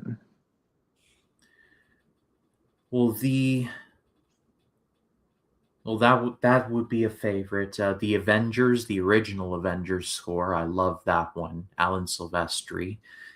The Predator. That's another really good one. The original, the Schwarzenegger one. Blade Runner. There's another great one. Vangelis. The Daft Punk score in Tron Legacy. That's another favorite of mine. Like, I could go on. I mean, I have a bunch of lists of favorites. Like most of the time, it's more like John Williams music, like the original Star Wars trilogy, top tier, of course. E.T., Jurassic Park, and the first two Harry Potter the first three Harry Potter scores were definitely top tier. The worst one, it's hard to imagine because I can't think of what was the worst score. I don't remember. Like or just there's some worst scores that I remember or things I don't care to remember. someone like in a Disney remake, how they just reuse the same scores. I love another one that I love is the score in Harry Potter: The Deathly Hallows Part 2. I love the opening of that movie where you have that song, the like that whole song. Lily's Alley. I think that is what was the name of the song? I can't remember, but I know what you're talking about. Or Lily's Farewell or whatever. Yeah, it's something like that. Yeah, that song was so good. Cold opening from Deathly Hallows Part 2 was definitely a way to open that movie. That was a prime. I still bawled like a bitch watching that movie. Me too. I will say for my score, but I got 5 good scores and I got 2 of the worst ones. I will go over the best ones because this. I love anything with 9 Inch Nails, like Trent Reznor and Atticus Ross, like their Fincher scores. Like for instance, Gone Girl. Yeah. That technically missing is so good. Where like like where oh my god, where Rosamund Pike is recapping how she duped Ben Affleck, and you hear the playing technically missing with them. Oh my god, that is such a good. I listen to it when I'm walking sometimes. I'm like, that's such a good one. And then of course, the Heretics for Girl with the Dragon Tattoo. Whenever you see Rooney Mara, she basically has to bankrupt that company that screwed over Daniel Craig at the end of the movie. That right there, that's a good one. And then on top of that, Man of Steel. That's one of my favorites too. Hans Zimmer's Man of Steel score is one of the best scores out there. Like I can listen to every single ounce of the soundtrack. You gotta give another favorites is Howard Shore's The Lord of the Rings trilogy. Like that's something one of his best prime. Like great. Also, Alan's sister. I also like I like what's his name? Alan Silvestri. Alan Silvestri's Back to the Future score. Oh yeah, that's another iconic. Oh god, there's so many great scores in cinema. Also, I like Hans Zimmer's Amazing Spider-Man 2 score. I thought the Amazing Spider-Man 2 score is amazing. I love every ounce of that. I would say my last probably. You know what? I will say Danny Elfman's Spider-Man score. Yeah. Oh, Danny Elfman. You got it. You can't beat that. Danny Elfman's theme for that Spider-Man trilogy was definitely the best theme ever. It's the best Spider-Man theme ever, period. And also his Batman Returns score. I love Batman Returns wherever, like the opening, the birth of the penguin and everything, where like you see, like I listen to sometimes Birth of the Penguin score where he's like, like Michael Keaton, Michelle Pfeiffer, Danny DeVito, Christopher Walken, Batman Returns. Another great score, the Lion King, the original Lion King movie from Hans Zimmer. That was another great score. Some of the worst scores, I will say one of the worst scores I've ever heard is The Crow from 2019 or 2022 or 3. Oh yeah. That was the worst score I ever heard in a movie. Does the one from Suicide Squad, the 16 one, count, or is that just a soundtrack? I think the It's soundtrack. mostly it's a soundtrack. Soundtrack movie. I will say though, but yeah, I hated that movie, The Crow. Like it feels like they couldn't get any rights to songs or whatever, so they just made like off-brand songs with a bad shitty score. And I hate that movie so much. Other day it fell off my shelf, and then I just picked it up and threw it over across the room. Like fuck you, because I hated that movie. Fuck you, Crow. Fuck you, Crow. I don't even call it The Crow. I keep calling it the bro because I'm like, you don't deserve to be called the damn crow. You're the bro. Okay, You don't deserve that title of the movie. You're called the bro for now on. That's why I call it the bro, like the bro. But I hate that score. I hate that movie. The whole movie's terrible. The score is terrible, and that right there is the worst score I've ever heard. Because I'm like, there's not one interesting thing about this movie. At least with the original films, even the shitty sequels. You actually had good music. Like there was Rob Zombie songs in the original scores, but this one is just like a shitty music. It feels like it feels like YouTuber music that YouTubers would use when they're like trying to build a kiosk machine or they're trying to build like something for HG. They're trying to be like, oh, I feel creative, so I'm gonna build like a freaking shelf for my wife. And then you just hear them like doing that. You hear off-brand music. That's what it felt like watching. You gotta love some of the John Carpenter's music from the other movies, like the Thing, and then you have the original Halloween, like bum bum bum bum bum bum bum bum bum bum. Oh, I got another bad one. So the Hans Zimmer Wonder Woman 84 stuff. The only reason why I don't think the music's bad, I think the fact that he just reused all of nothing but his old soundtracks. That to me is bad. Like there's not it feels like he did the. There's another shitty score, the Justice League. Oh my god, that's a movie that I'm trying to forget completely because that movie is not real. Shout out to the real ones who remember the crappy Come Together cover. Oh dear god. I like the Come Together. I like the song I like Gary Ross Jr. Okay, I like Gary Ross Jr. Okay, so sue me. I love Gary Ross Jr. So anything he makes is good. Oh, so Jeremiah said those are all great. I personally love the Lion King score. I agree with that. Though Matt said that already. He's talking about. Wait, what? Oh no, he said he said the Wild Robot and the Avengers. For worst, I guess RoboCop 1990 and Suicide Squad 2016. RoboCop has a great score. Dun-dun-dun-dun. I think he's talking about the sequel of RoboCop from 1990 because he's not talking about the original one from the 80s. Because if you're talking about the original RoboCop, that's fighting words, man. Because the original RoboCop score is great, like. Yeah, he's talking about. He said the 1990s, so he's talking about RoboCop 2 score. Okay. He forgot to put that in there. Because RoboCop 1 score is amazing. I'm like, what the fuck are you talking about? Amazing, like. RoboCop is a great score. He forgot to put in RoboCop 2, so to avoid, and that's why he put it the year just to avoid the confusion. I was like, me and my like, are you serious? RoboCop has a great score. The RoboCop score was great for $1. I'd buy that for $1. What did you all think of Matt? I know we got a couple more stories. I know. I was waiting for him to say his end for that news. Well, what did you all think of the Freddy news? Do you have a preference? Let us know in the comments. But this is a Collins selected one because I know he's just going to have a complete and total shit over this news. If you're a Diablo Cody fan, you might want to leave the stream for about 20 minutes, give or take. We're going to be talking... No, you should leave for about at least an hour when he's ranting. Okay. No, he'll be like John Berthold. Let me tell you something. Let me tell you something, Rick. Let me tell you something. Okay? Rick. And another thing. But play the Bill Maher clip first, okay? Before you read it. Okay, hold on. Let me get there. Hold on. I have a few questions, starting with what the fuck? That's definitely his reaction, but apparently there's an exclusive news that Megan Fox is returning for Jennifer's Body 2, and they're supposed to begin filming this October. The people at Dread Central broke this news, saying Despite the initial film's lackluster release, Jennifer's Body has gained quite a following. In fact, it's one of the more popular films here on Dread Central. This past March, I exclusively broke the news that Cody was working on a sequel and that Fox and Seyfried were interested in returning. Now, Production Weekly is reporting that filming is slated to kick off this October, although nothing has been officially announced yet.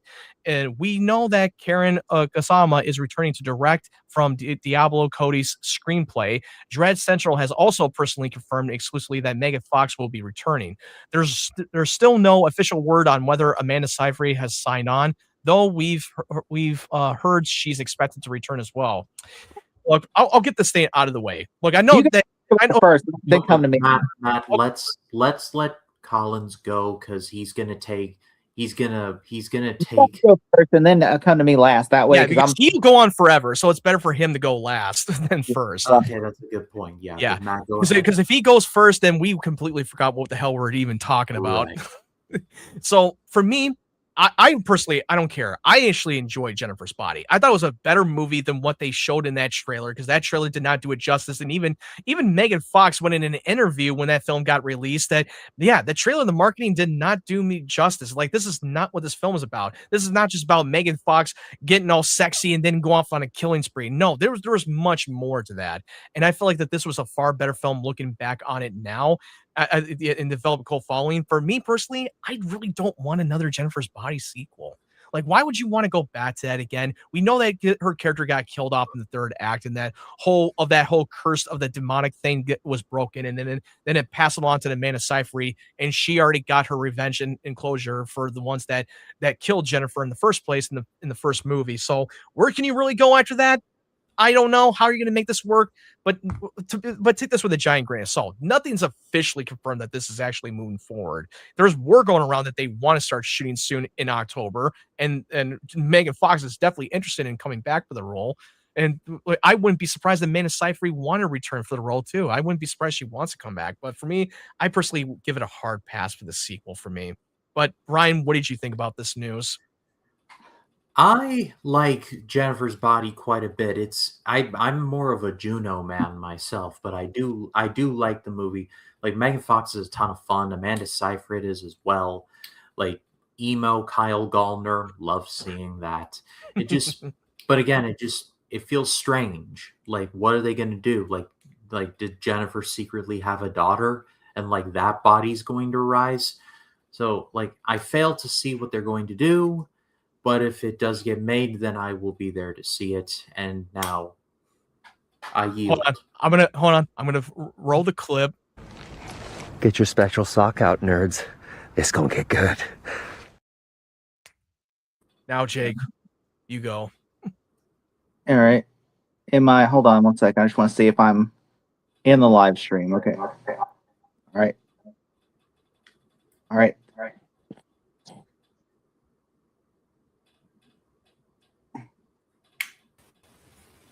All right, hold on. Just remove this one.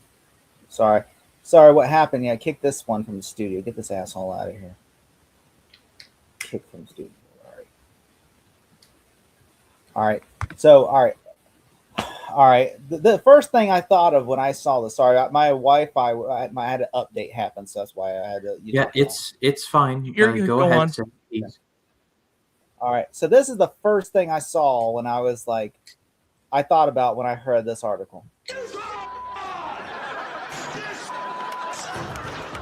Coming up on So You Think You Can Live with Brian. I stuck my head out the window. I went, fuck you. I was like, fuck you. That's all I started saying. Fuck you, Diablo. It's like, honestly, she threatens us with another Jennifer's Body. Another fucking Jennifer's Body. Another one. Did anyone see the first one? The first one, she fucking dies at the end, okay? It's not bad enough. We have one. Now we need two. I mean, seriously, does anyone give a shit about Jennifer's Body 2? What's it called? Another Jennifer's Body? Okay, what's that called? Seriously. And then on top of it, the whole movie was shit, okay? There's a scene where Patrick Starr, the guy who plays Patrick in SpongeBob, talks about, he goes, if I catch you, I'm going to cut your nutsack off like a doorknob.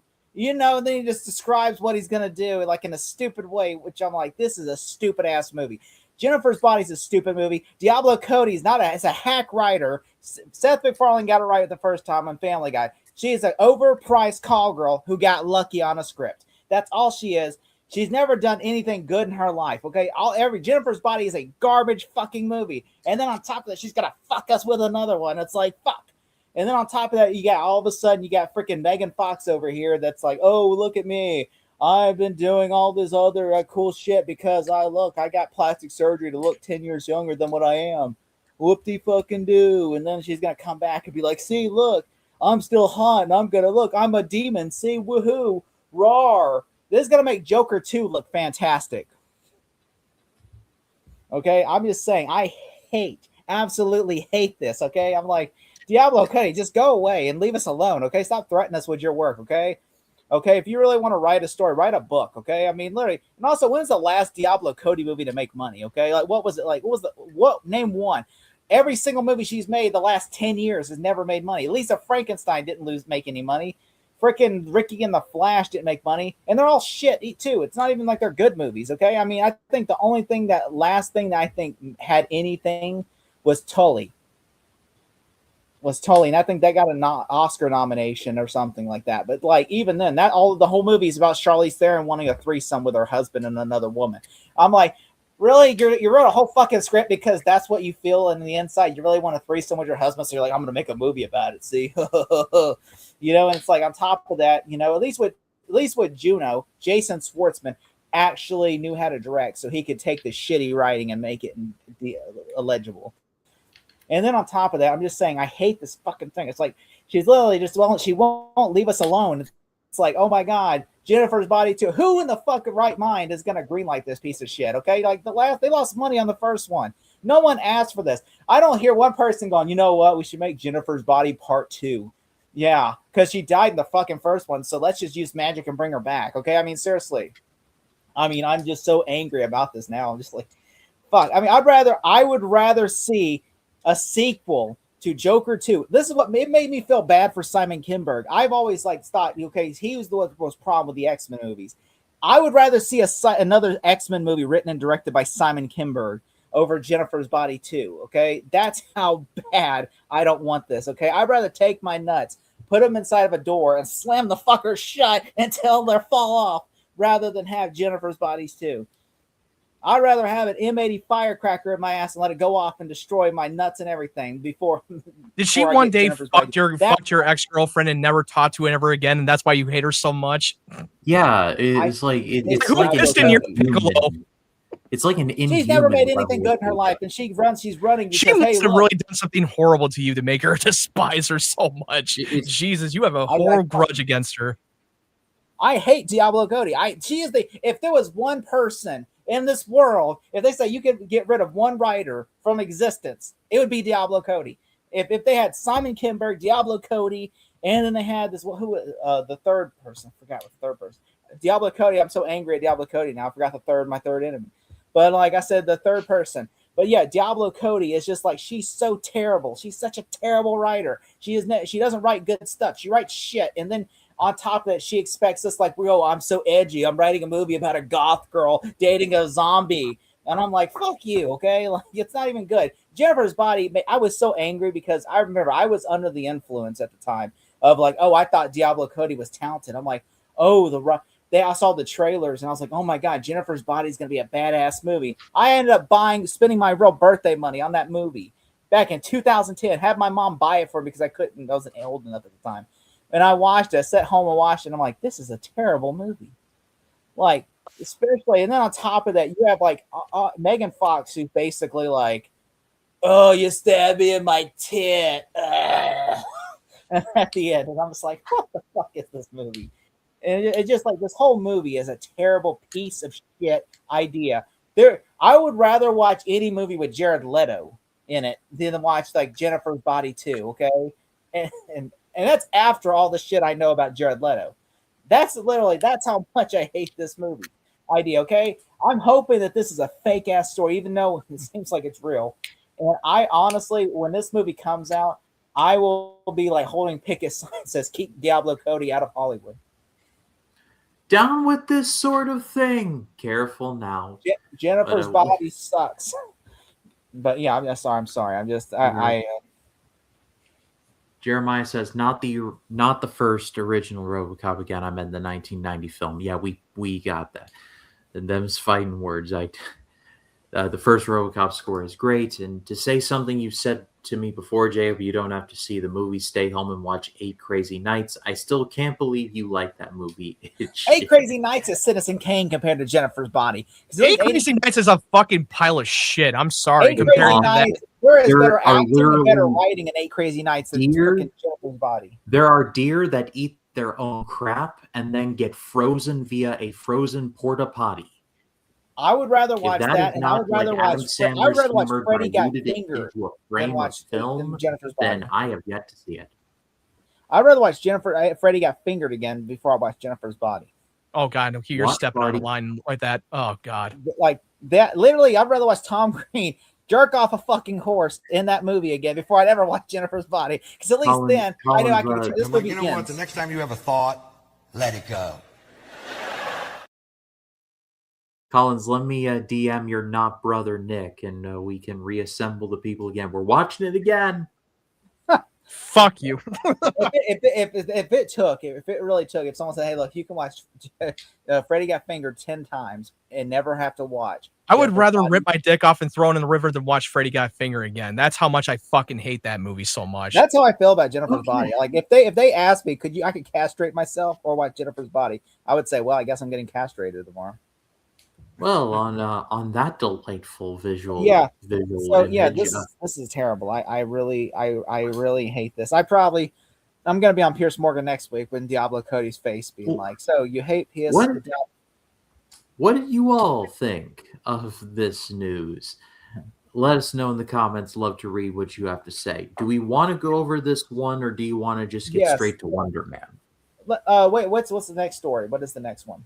Well, RoboCop from Blumhouse, but I really want to talk about the Marvel. Let's go to Wonder Man. Let's just go Wonder Man. All right, we'll All go right. to Wonder Man. Not so wonder anymore. He wasn't apparently he wasn't that wonderful at Disney. No. Yeah, so apparently they announced that Disney Plus's Wonder Man will not be moving forward to season 2. The news comes despite the fact that Disney has announced that season 2 renewal for the show back in March, roughly 2 months after it debuted. According to the sources, a writer's room for season 2 was never opened, and the show's writers have been released to pursue other projects. Yua and Ben Kingsley starred in the series, Simon Williams and Trevor Slattery, respectively. The season 1 cast also include well, I'm not going to go through the cast, but Daniel Creston had created the show, and the same guy that directed like Shang-Chi and then Brand New Day. Wonder Man debuted at a strong critical acclaim upon its premiere, with the first season holding a 91% critical approved rating on Rotten Tomatoes. In her review for Variety, Allison Herman wrote, Abdel Manton and Kingsley make their character equally ridiculous and romantic, urged on by a motivation more intimate and individual than saving the world. Look, what I've heard about this news with the Wonder Man canceled season 2, I was a little bit shocked and surprised. But then again, they didn't really have a script ready to make season 2 to begin with. But I was one of the people that really enjoyed Wonder Man season 1. I literally, in the beginning, before this show came out, they showed the promos, and it didn't interest me at all. I had no idea who was behind this, and I was willing to skip the show. But then I heard nothing but great things about the show, and I decided to watch the series, and I was surprised by it. And yeah, the Destin Daniel Cretton, who created the show, was definitely knocked it out of the park, and I was willing to see season 2. And I don't know if I remember correctly. I think that they were supposed to start shooting very soon, but then it got pushed back. But now, after seeing the results for Spider-Man Brand New Day, I don't think that now that he's in any position to do another season, especially when now that Sony and Marvel are going to lock him in for multiple deals for Spider-Man as a director, because the box office is going to be blown up out of the water over $1 billion hit. And so I don't even think that now is saying, like, you know what, we're scrapping Wonder Man season 2. We're going to keep him on as a Spider-Man director for at least 2 more. But with Ryan, what did you think about this whole breaking news of Wonder Man not pursuing for season 2? So prove to me two things. Number one, Ben Kingsley in the MCU is just poison. He ruined Iron Man 3 and he ruined Wonder.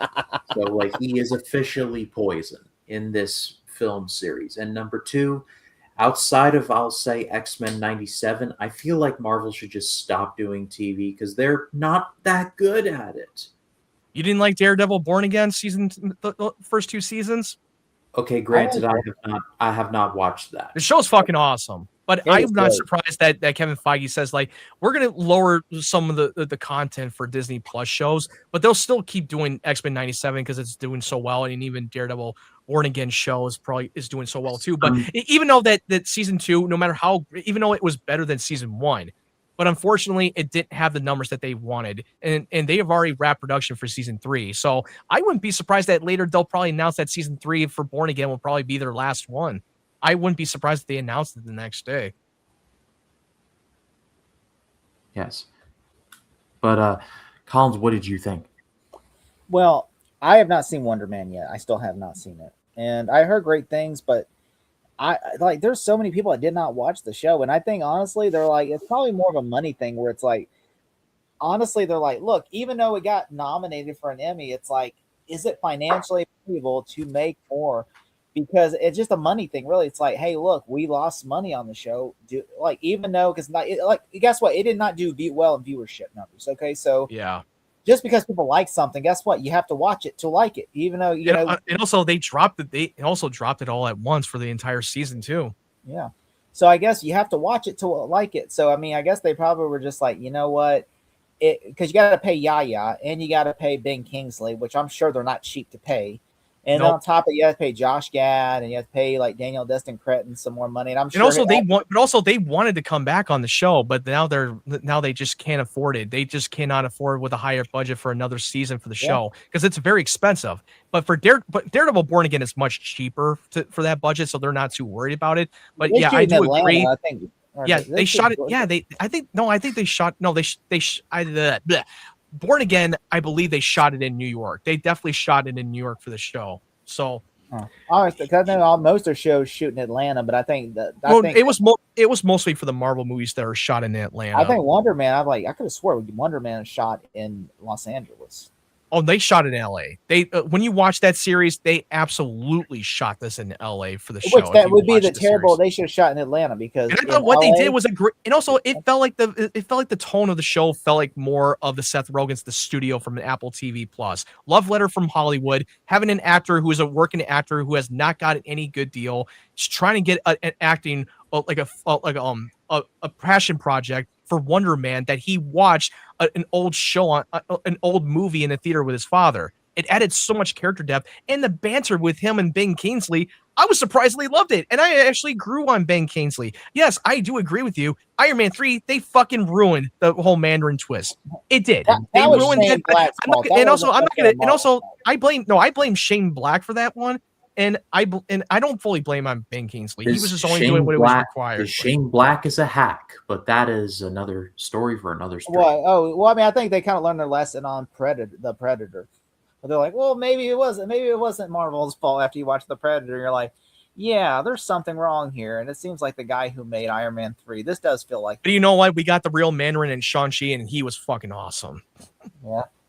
My issue though is this. I just think it's just more of a money thing. I don't think because I know some people online are trying to make it a race thing where they're like, oh, they cancel Blade, they cancel the Wonder Man, and now they're sidelining Captain America in a Doomsday. They can't make they can't make Mahershala Ali's. We'll get into the Mahershala Ali's Blade later. We're not going to go into it right now, but we'll get into the next. I don't think that is Marvel's like trying to be racist or nothing. I don't think it has anything to do with that. I think Marvel they don't have the money for it. And also they don't have the money for it to do another season.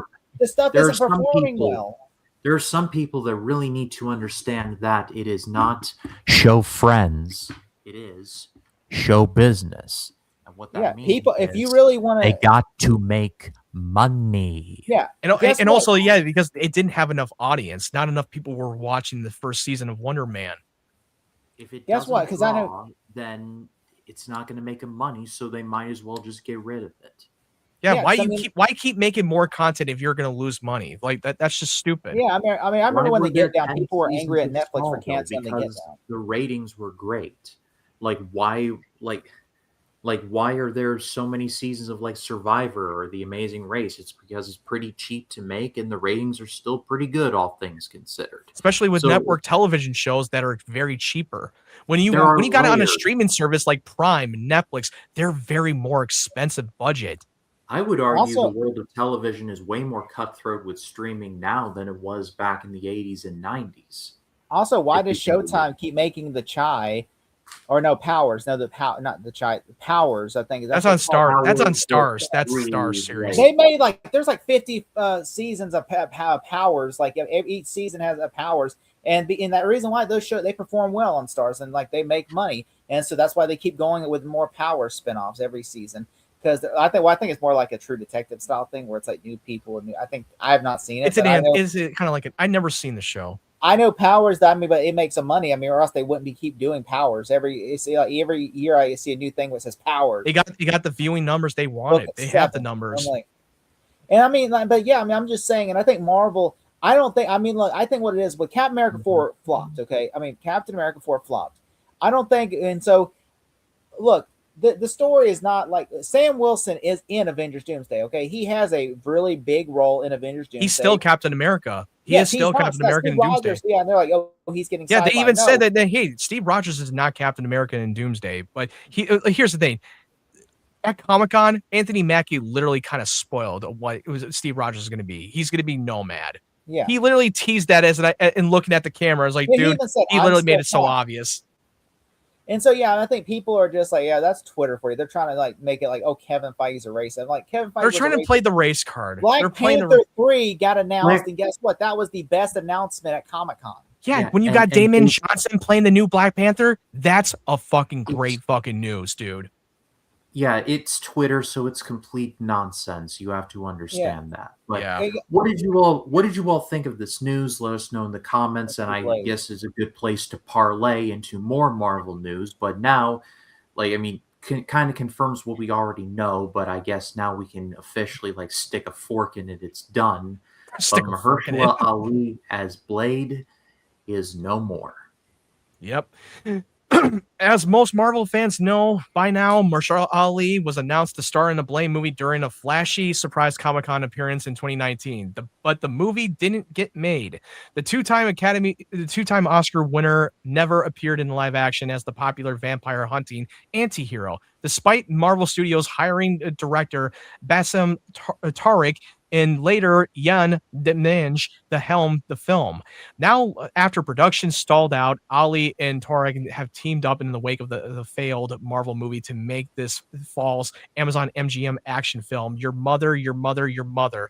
If the actor and director hadn't been brought together for Blade, their new movie wouldn't have been made. To quote, I believe that was Mahershala Ali doing the quote from GQ. When I took at this in Blade, I couldn't have done both. And the reason this even exists is because that project fell apart and Bassem and had the time, space, energy, and focus to go and write this and then reapproach me. Ali told GQ. And I was able to use those skills that I had been working on for over a year training for Blade. And that way I feel creatively redeemed on some level, just in my own journey between me and myself and I. Marvel Studios chief Kevin Feige, who announced Ali's casting at Blade at Comic-Con 7 years ago, recently spoke openly about his personal disappointment at the movie not getting made. Kevin Feige quote this: I am feeling like a gigantic loser and failure that we didn't get off of the ground with Mahershala Ali, Feige said on the Happy, Sad, Confused podcast last week. We didn't want to simply just put a leather outfit on him and have him start killing vampires. It had to be unique. It fell into the time when we started pulling back and saying, only accept insanely great, and it wasn't insanely great at the time. We didn't feel like as we often do, you can have a good script and make a great script through production.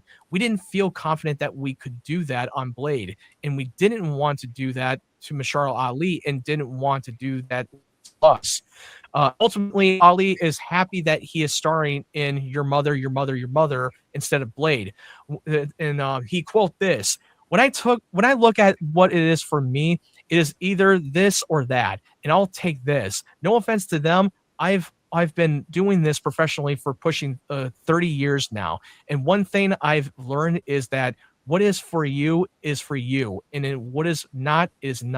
For whatever reason, that project is not for me. If they wanted to do it, we would have done it. So I have to move on, and I have moved on. And again, you had me under contract. They have billions of dollars. They wanted to do the movie, and we would have done it. We would have done the movie. So we're not doing the movie.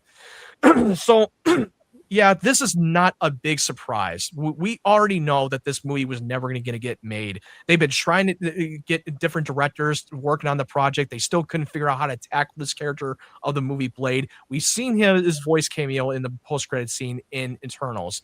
But then now we can all put that to rest, that we can ignore that mid-credit scene from the Eternals. That's not going to go anywhere anytime soon. And Mahershala Ali is getting really old.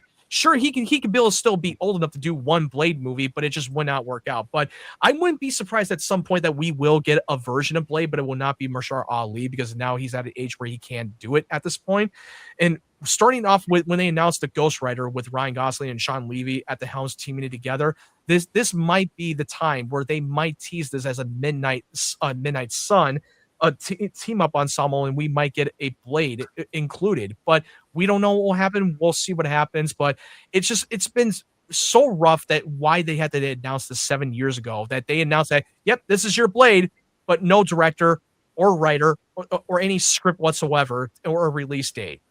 That's the problem with that's what I had the problem with Comic-Con. When they announce things, but you're not going to guarantee that this is going to get off the ground. I feel like they got way too highly confident, and then it just really hurt when Bob Chapek took over at Disney, and then Kevin Feige lost the authority, and they were still working on the Blade movie, and they just still couldn't figure out how they're going to make it. They were going to do an R-rated movie after the success of Deadpool and Wolverine, and they said, like, nope, we're going to do an R-rated Blade movie, and we were excited for it. But then we kept waiting and waiting and waiting. It's like, oh God, what are we doing now? I mean, it's like, this is just no surprise that now we're not going to see this version of Blade. I think honestly, the thing is though, Matt, isn't it funny that like that quote from Deadpool and Wolverine where Blade's like, "There's only ever going to be one Blade." That shit now is literally that did not age well. That did not age well when he was staring. Yeah, because he was staring at the camera to the audience like, do you want to tell him? It's like fine wine. No. What he said aged well, but the way that Ryan Reynolds' Deadpool responded when he was looking at the camera at the time was like, you really want to tell him? You want to tell him? Yeah. But like everything, Matt, that you said is like spot on. So I'm not going to try to add on to it. One thing that I do like when you were reading that, and I was thinking to myself, you know what? Mahershala Ali chose to do something that he was passionate about, and honestly, good for him. And that's my big headline that I took from all of this, because I mean, he's a 2-time Oscar winner. He's not getting any younger. And like the MCU is not what it was in 2019. That's just the simple fact of the matter. So he basically read the tea leaves and said, yeah, I'm cutting my losses. And honestly, good for him. I cannot speak to the quality of Your Mother Cubed, but again, good for him. He chose to do something that he was passionate about. So honestly, I feel like this is kind of a win for him. Yeah, I mean, because you got to see it from his point of view. He's been sitting on that role for 7 years, and they were so close to making that movie. A couple of directors came and went. They still couldn't figure the fuck out how they're going to make this Blade movie. How are you going to make this work in the supernatural underworld of the MCU? You were able to pull that off from that short presentation called Werewolf by Night, directed by Michael Giacchino. That was a great fucking monster Marvel one-off special that was so good to tackle the whole supernatural underworld, teasing that they have been around among us for so many times, and there's a higher power that has been keeping secrets for centuries, and there's a way that you can make that work. And it just babbles me that they couldn't figure the fuck out. I mean, I know we're going to eventually get a version of Blade, but Mahershala Ali said, like, you know what, I'm not getting any younger. You had me under the contract for so many years. I'm going to move on, do something else. I can't stay on for too long. So Matt, I will say this though. When like he said, first off, I know that they were going to do like Blade originally, like they were around 2022. They had a script and everything, and they said the thing what kept them from doing it was one, it was they said because it was supposed to be like the raid and stuff, and then they said apparently the script was so similar to Ryan Coogler's Sinners that but thank God Kevin Feige read the script. He said, because Ryan Coogler said, like, Feige read the script and he was like, oh shit, this is like our Blade movie. So Feige, because of Coogler, yeah, because like, the Sinners, the script, but the script of the Sinners, that was supposed to be for the Blade movie. And they had a costume designer that they had for the Blade. Now now the costume designer moved on from the Sinners movie. Thank God that like Coogler was able to make Sinners, and because if he was to say, "Hey, we're making this as Blade," because we would probably get an okay Blade movie compared to we would have got a fantastic Sinners. But also, I think honestly, and also I remember Wesley Snipes said that him and Ryan Reynolds wanted to make a Blade 4, and then but they said we can't make Blade 4 because of Mahershala Ali's Blade. That's the priority for a Blade project. Or there might be, since now that he's no longer playing Blade, that's what I was saying. Blade 4. There is a possibility that Wesley Snipes, he will definitely say yes to come back for one more Blade movie, doing a whole Logan style of Blade. I mean, that's what I'm saying. Like I said, guarantee you, if I was Kevin Feige, you call Wesley Snipes and say, audiences loved what they saw. Audiences loved what they saw him in Deadpool and Wolverine. They were like, everybody was cheering when Wesley Snipes came inside the doorway, appearing them, and everybody was losing their mind when Wesley Snipes' Blade showed up in Deadpool. Because to Collins, to our generation, when they think of Blade, they literally think of some motherfuckers always trying to ice skate uphill. Like that's what they think about when they think of Blade. Yeah, well, I guarantee you. Like, what were you gonna say though about when you did this? Like, I was gonna be like Kevin Feige, ring, hello, Wesley, come on down, man. We got a job for you. We're gonna shoot to play the Daywalker again. Like, I mean, I guarantee I can see them doing a trilogy. All right. Because I mean, like I said, literally Blade. Like, all you do is just announce Blade 4. With Wesley Snipes, I guarantee Ryan Reynolds producing it and Sean Levy directing it. I guarantee people would go like, "Oh my god, guess what? He's our MCU Blade." And then people will go, "Oh my god!" Like, do the John Campea meme. Go do the John Campea meme real quick. What? That's what people. That was that. Oh my god! Like, that would be the reaction of if you announce Wesley Snipes' Blade. Then people will be like, "Oh my god!" If he is, he'll probably be Blade until he's 90 to go from Deadpool and Wolverine. He'll do it until he's 90. It's gonna be Wolverine until he's dead. Wesley Snipes can be Blade until he's dead. He would love to play that character as many times. McKellen now, so like age is just a number to this studio. Sam Jackson's like 80 years old playing Nick Fury still. All he needs to do is show up, say Avengers Assemble, and then he's got a tea time. Avengers Assemble, motherfucker! He's like, I'm going to play golf. Okay? I'm going to play golf now. I'm going to play golf now. Yeah, did you know that's actually why he does movie projects? He says because he said he has, as long as my pay raise is met and there's a golf course near the shooting location, they got me. Any movie. And that's all he said. He said that. You got to admire a man that has his priorities. But what did you all think of this news? Let us know in the comments. Love to read what you have to say. And to close things out, some late breaking stuff. We got our Emma Frost, and I'm very happy with this decision. Yep. Apparently, Samara Weaving will move from Ready or Not to the MCU. The Australian actress has been cast in Marvel's reboot of the X-Men. Weaving will play Emma Frost, who in comics lore has moved from supervillain to superhero over the course of the mutants' long run in print. Telepathy is her jam. A rep for Weaving declined to comment, and a rep for Marvel did not respond to a request for comment. The casting comes after Marvel's unveiled a big Hall H presentation at Comic-Con last weekend, introducing Ryan Gosling as Ghost Rider and revealing that alien Romulus actor David Johnson will take over the mantle of the King of Wakanda in Black Panther 3. After being the most successful brand in Marvel movies, Marvel has struggled at the box office, with recent films like Captain America Brave New World and the Fantastic Four First Steps disappointing. However, this weekend's Spider-Man Brand New Day is expected to turn things around and is already shattering records. Sony distributes those films. Weaving most recently appeared in Ready or Not 2, Here I Come, and Over Your Dead Body. Other credits include The Babysitter, 3 Billboards Outside Ebbing, Missouri, Scream 7, and Bill and Ted Face the Music. The X-Men will be directed by Jake Schreier, who oversaw last year's Thunderbolts. The mutant heroes, at least the ones from the 20th Century Fox's films, will pop up in Avengers Doomsday, with the likes of Ian McKellen, Patrick Stewart, and James Marsden appearing in the gang's All Here mashup. Disney, which owns Marvel, acquired Fox in 2019, and with its rights to integrate the Marvel heroes and had licensed to the studio into the MCU. Deadline broke the news about Weaving's casting. Weaving is represented by CAA and 111 Media. Well, dude, I'm just really excited with this casting of Samara Weaving playing Emma Frost. I think she's such an incredible actress. She definitely fits the part of the role. And yeah, I'm just a little shocked to hear this news. I mean, Marvel in the rep did not respond to those comments, which that means they didn't say yes or no to this casting.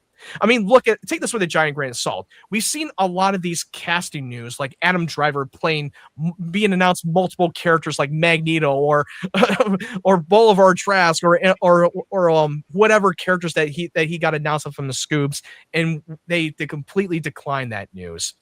But it might be different.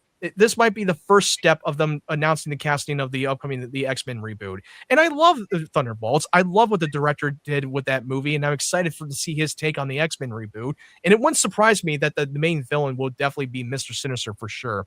But whoever might be casting, I think that they're going to slowly but surely going to be announcing like every now and then. But I don't think they're going to drop all the casting at once. And it was not surprising that at Comic-Con Hall H that they were not going to plan on to announce the casting for X-Men, because their priority is to focus on the current X-Men characters from the OG in Avengers Doomsday. So it made sense why they didn't want to drop it right now. But I'm a fan of this. Like, I like Samara Weaving, so like, sign me up. That's all I really have on this. I loved her in Raider or Not and Raider or Not too. She's such a terrific actress. She's so good in that. Yeah. She's also really good. Like, she has a small role in Ash versus Evil Dead season 1, and she's really good in that. Oh yeah, I forgot she was in that show. Yeah. I liked her in The Babysitter. She was fun in The Babysitter. Yeah, she was cast in a lot of horror movies. Yeah. Which I will say this though, she in a new Jason Segel movie where basically like they're like a honeymoon couple and they're going to kill each other, but then they come across another couple. Oh yeah. I've heard. I can't remember the title of it now, but yes. I'm gonna have to look that up.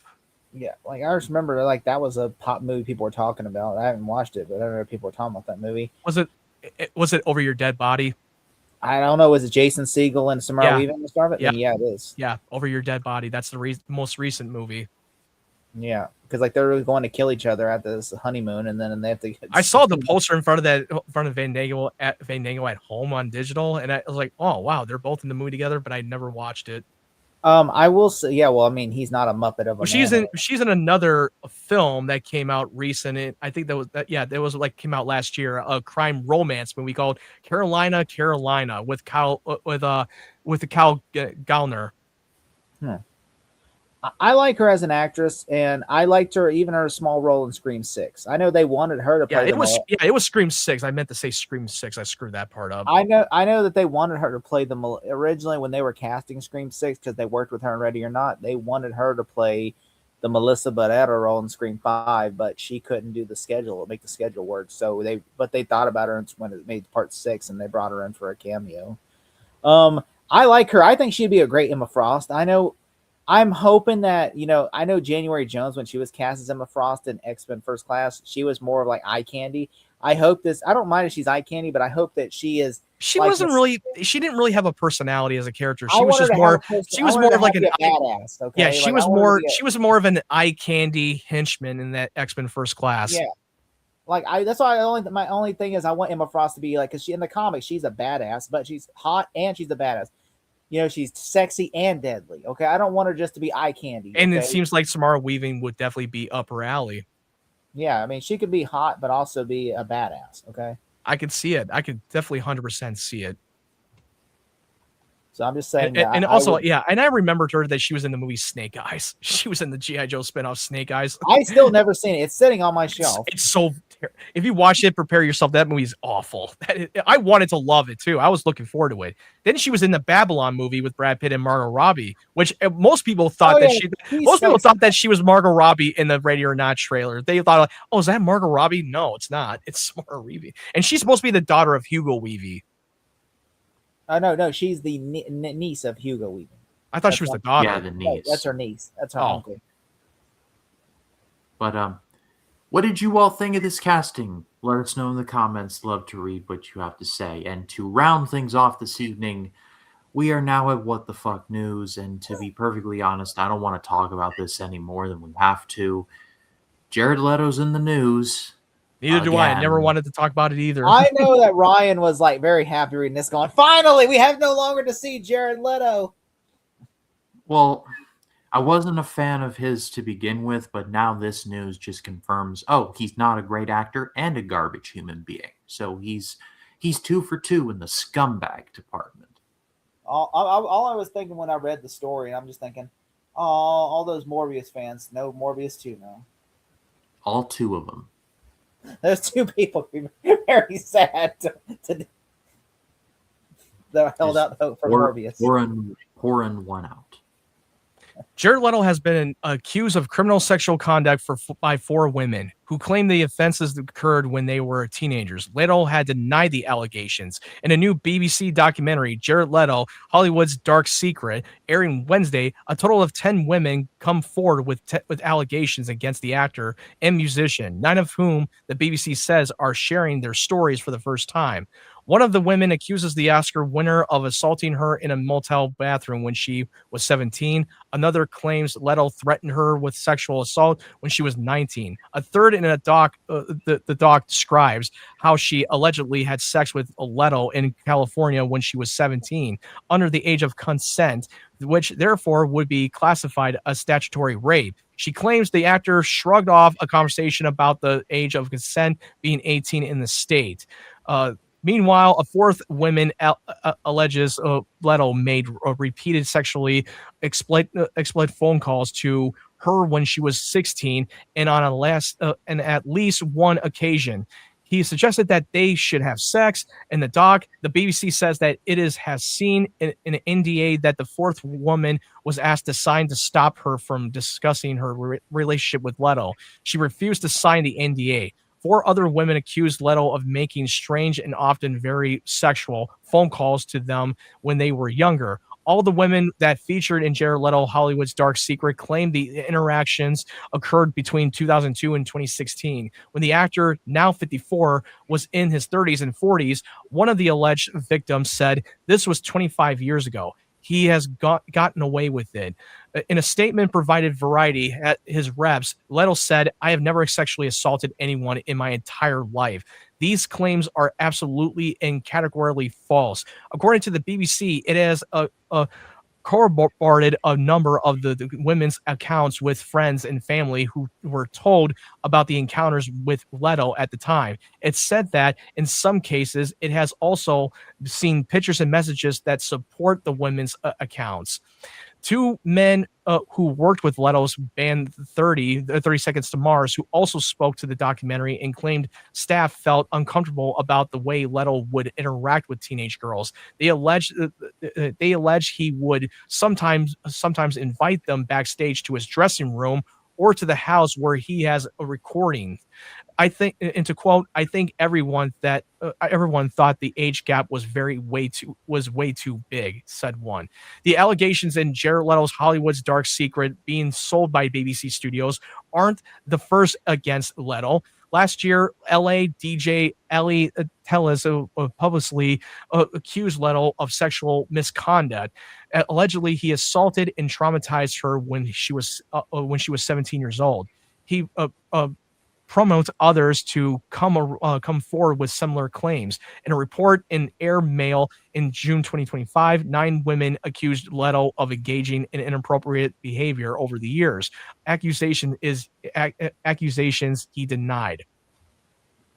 Yeah, this is a crazy fucking news going around right now with this whole allegation. He whether really it's was true or not. Skeletor, it turns out, the whole time.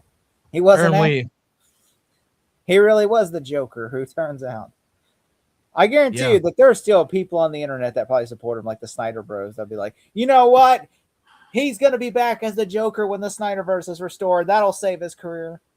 All that I will say is that Mr. Leto, you're going to be expecting a phone call very soon from a Nashville, Tennessee area code from a Shapiro Ben. Like, we got a job for you, guy.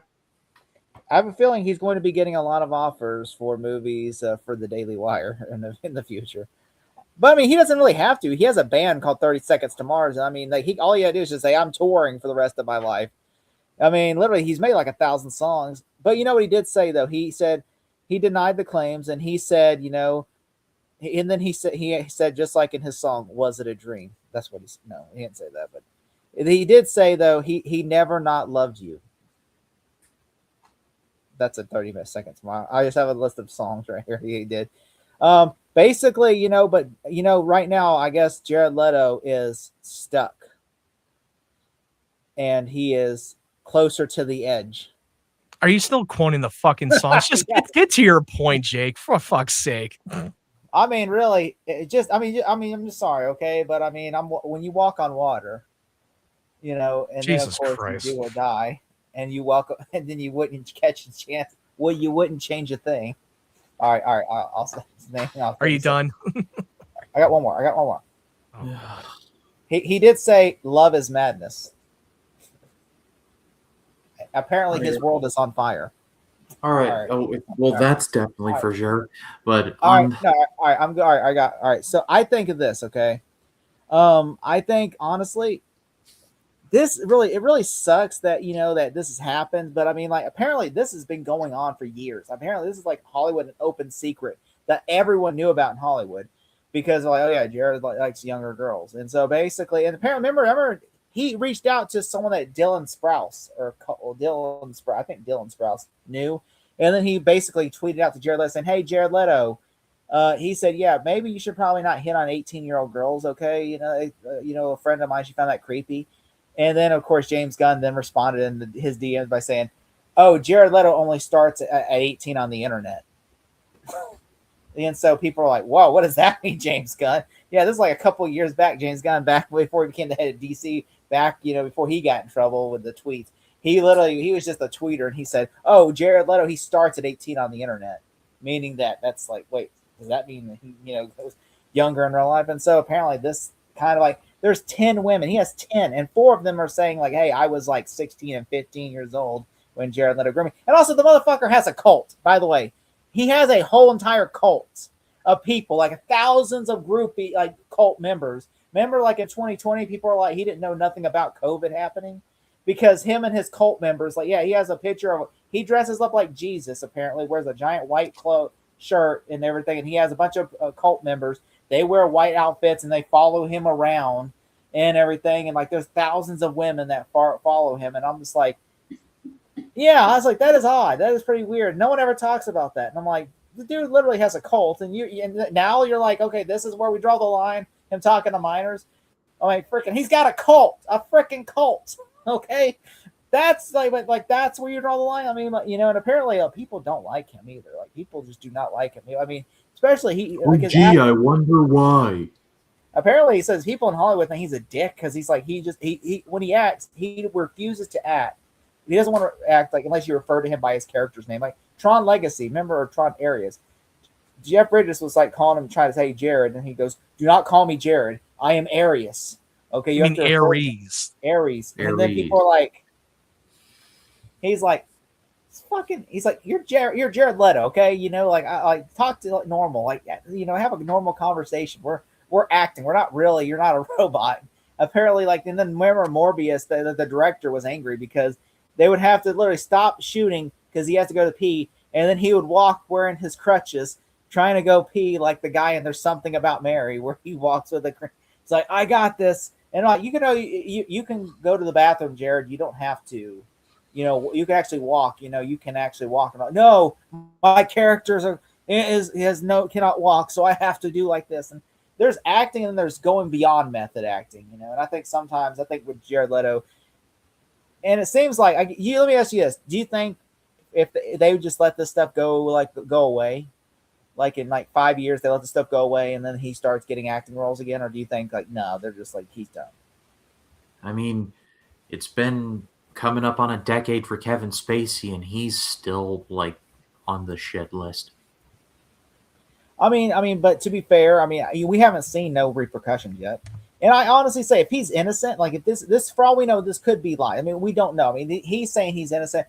I think he isn't. But I mean, at the same time, I always say this, if you're innocent, sue them.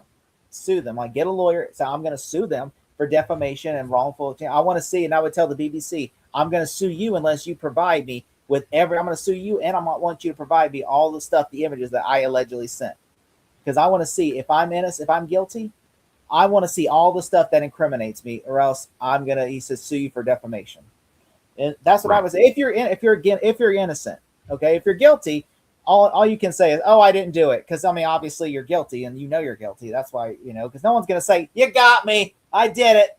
Man, it's been a fun ride, guys. See ya. Well, on that note, what did you all think of this news? Let us know in the comments. Love to read what you have to say. And with that, that is the end of Small Zero for this week. Thank you all so much for watching. If you're watching on delay, we truly do appreciate you watching in the future. But like, subscribe, we would greatly appreciate that. Collins, tell the people where they can find you. They can find me at the news lead singer at 30 Seconds to Mars. No, I'm joking. They can find me at 3D Movie Cinema, where I rebranding the channel from 3D Movie Cinema.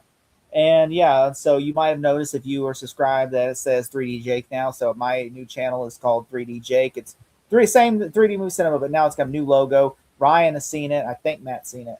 It's a really sweet new logo. It's like to quote what's his name from Grandma's Boy, like it's a fucking sweet race car bed. I'm like, it's a fucking sweet logo. And so I'm rebranding.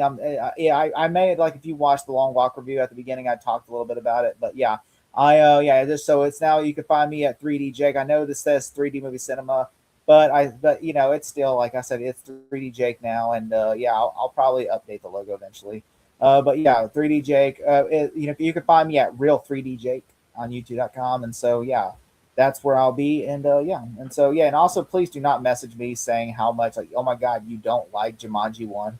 I don't need that. I got nothing else. I don't feel like over the weekend watching Jumanji 1. Okay. Well, I'll be Matt, what about you?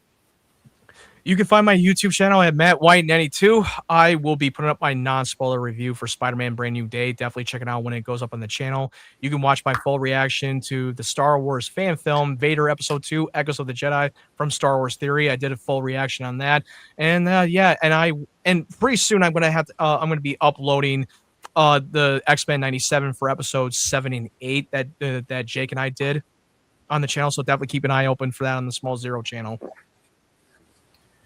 Yep, and then as Collins is doing his business, on my channel, the 1996 Project is rolling on. The News Talking Gotham just went live. Myself and Russell Howell are covering some Friday the 13th movies. There's a lot going on there. Scary Mania 7 is about to start up in October. I've got a couple small series planned, so be on the lookout for all of that. But for Collins, from Matt Wyatt, my name is Ryan Cam. Thank you all so much for watching Small Zero. We will see you all next week. And Sharpton for president, y'all. I'm outie. Jesse Jackson for VP.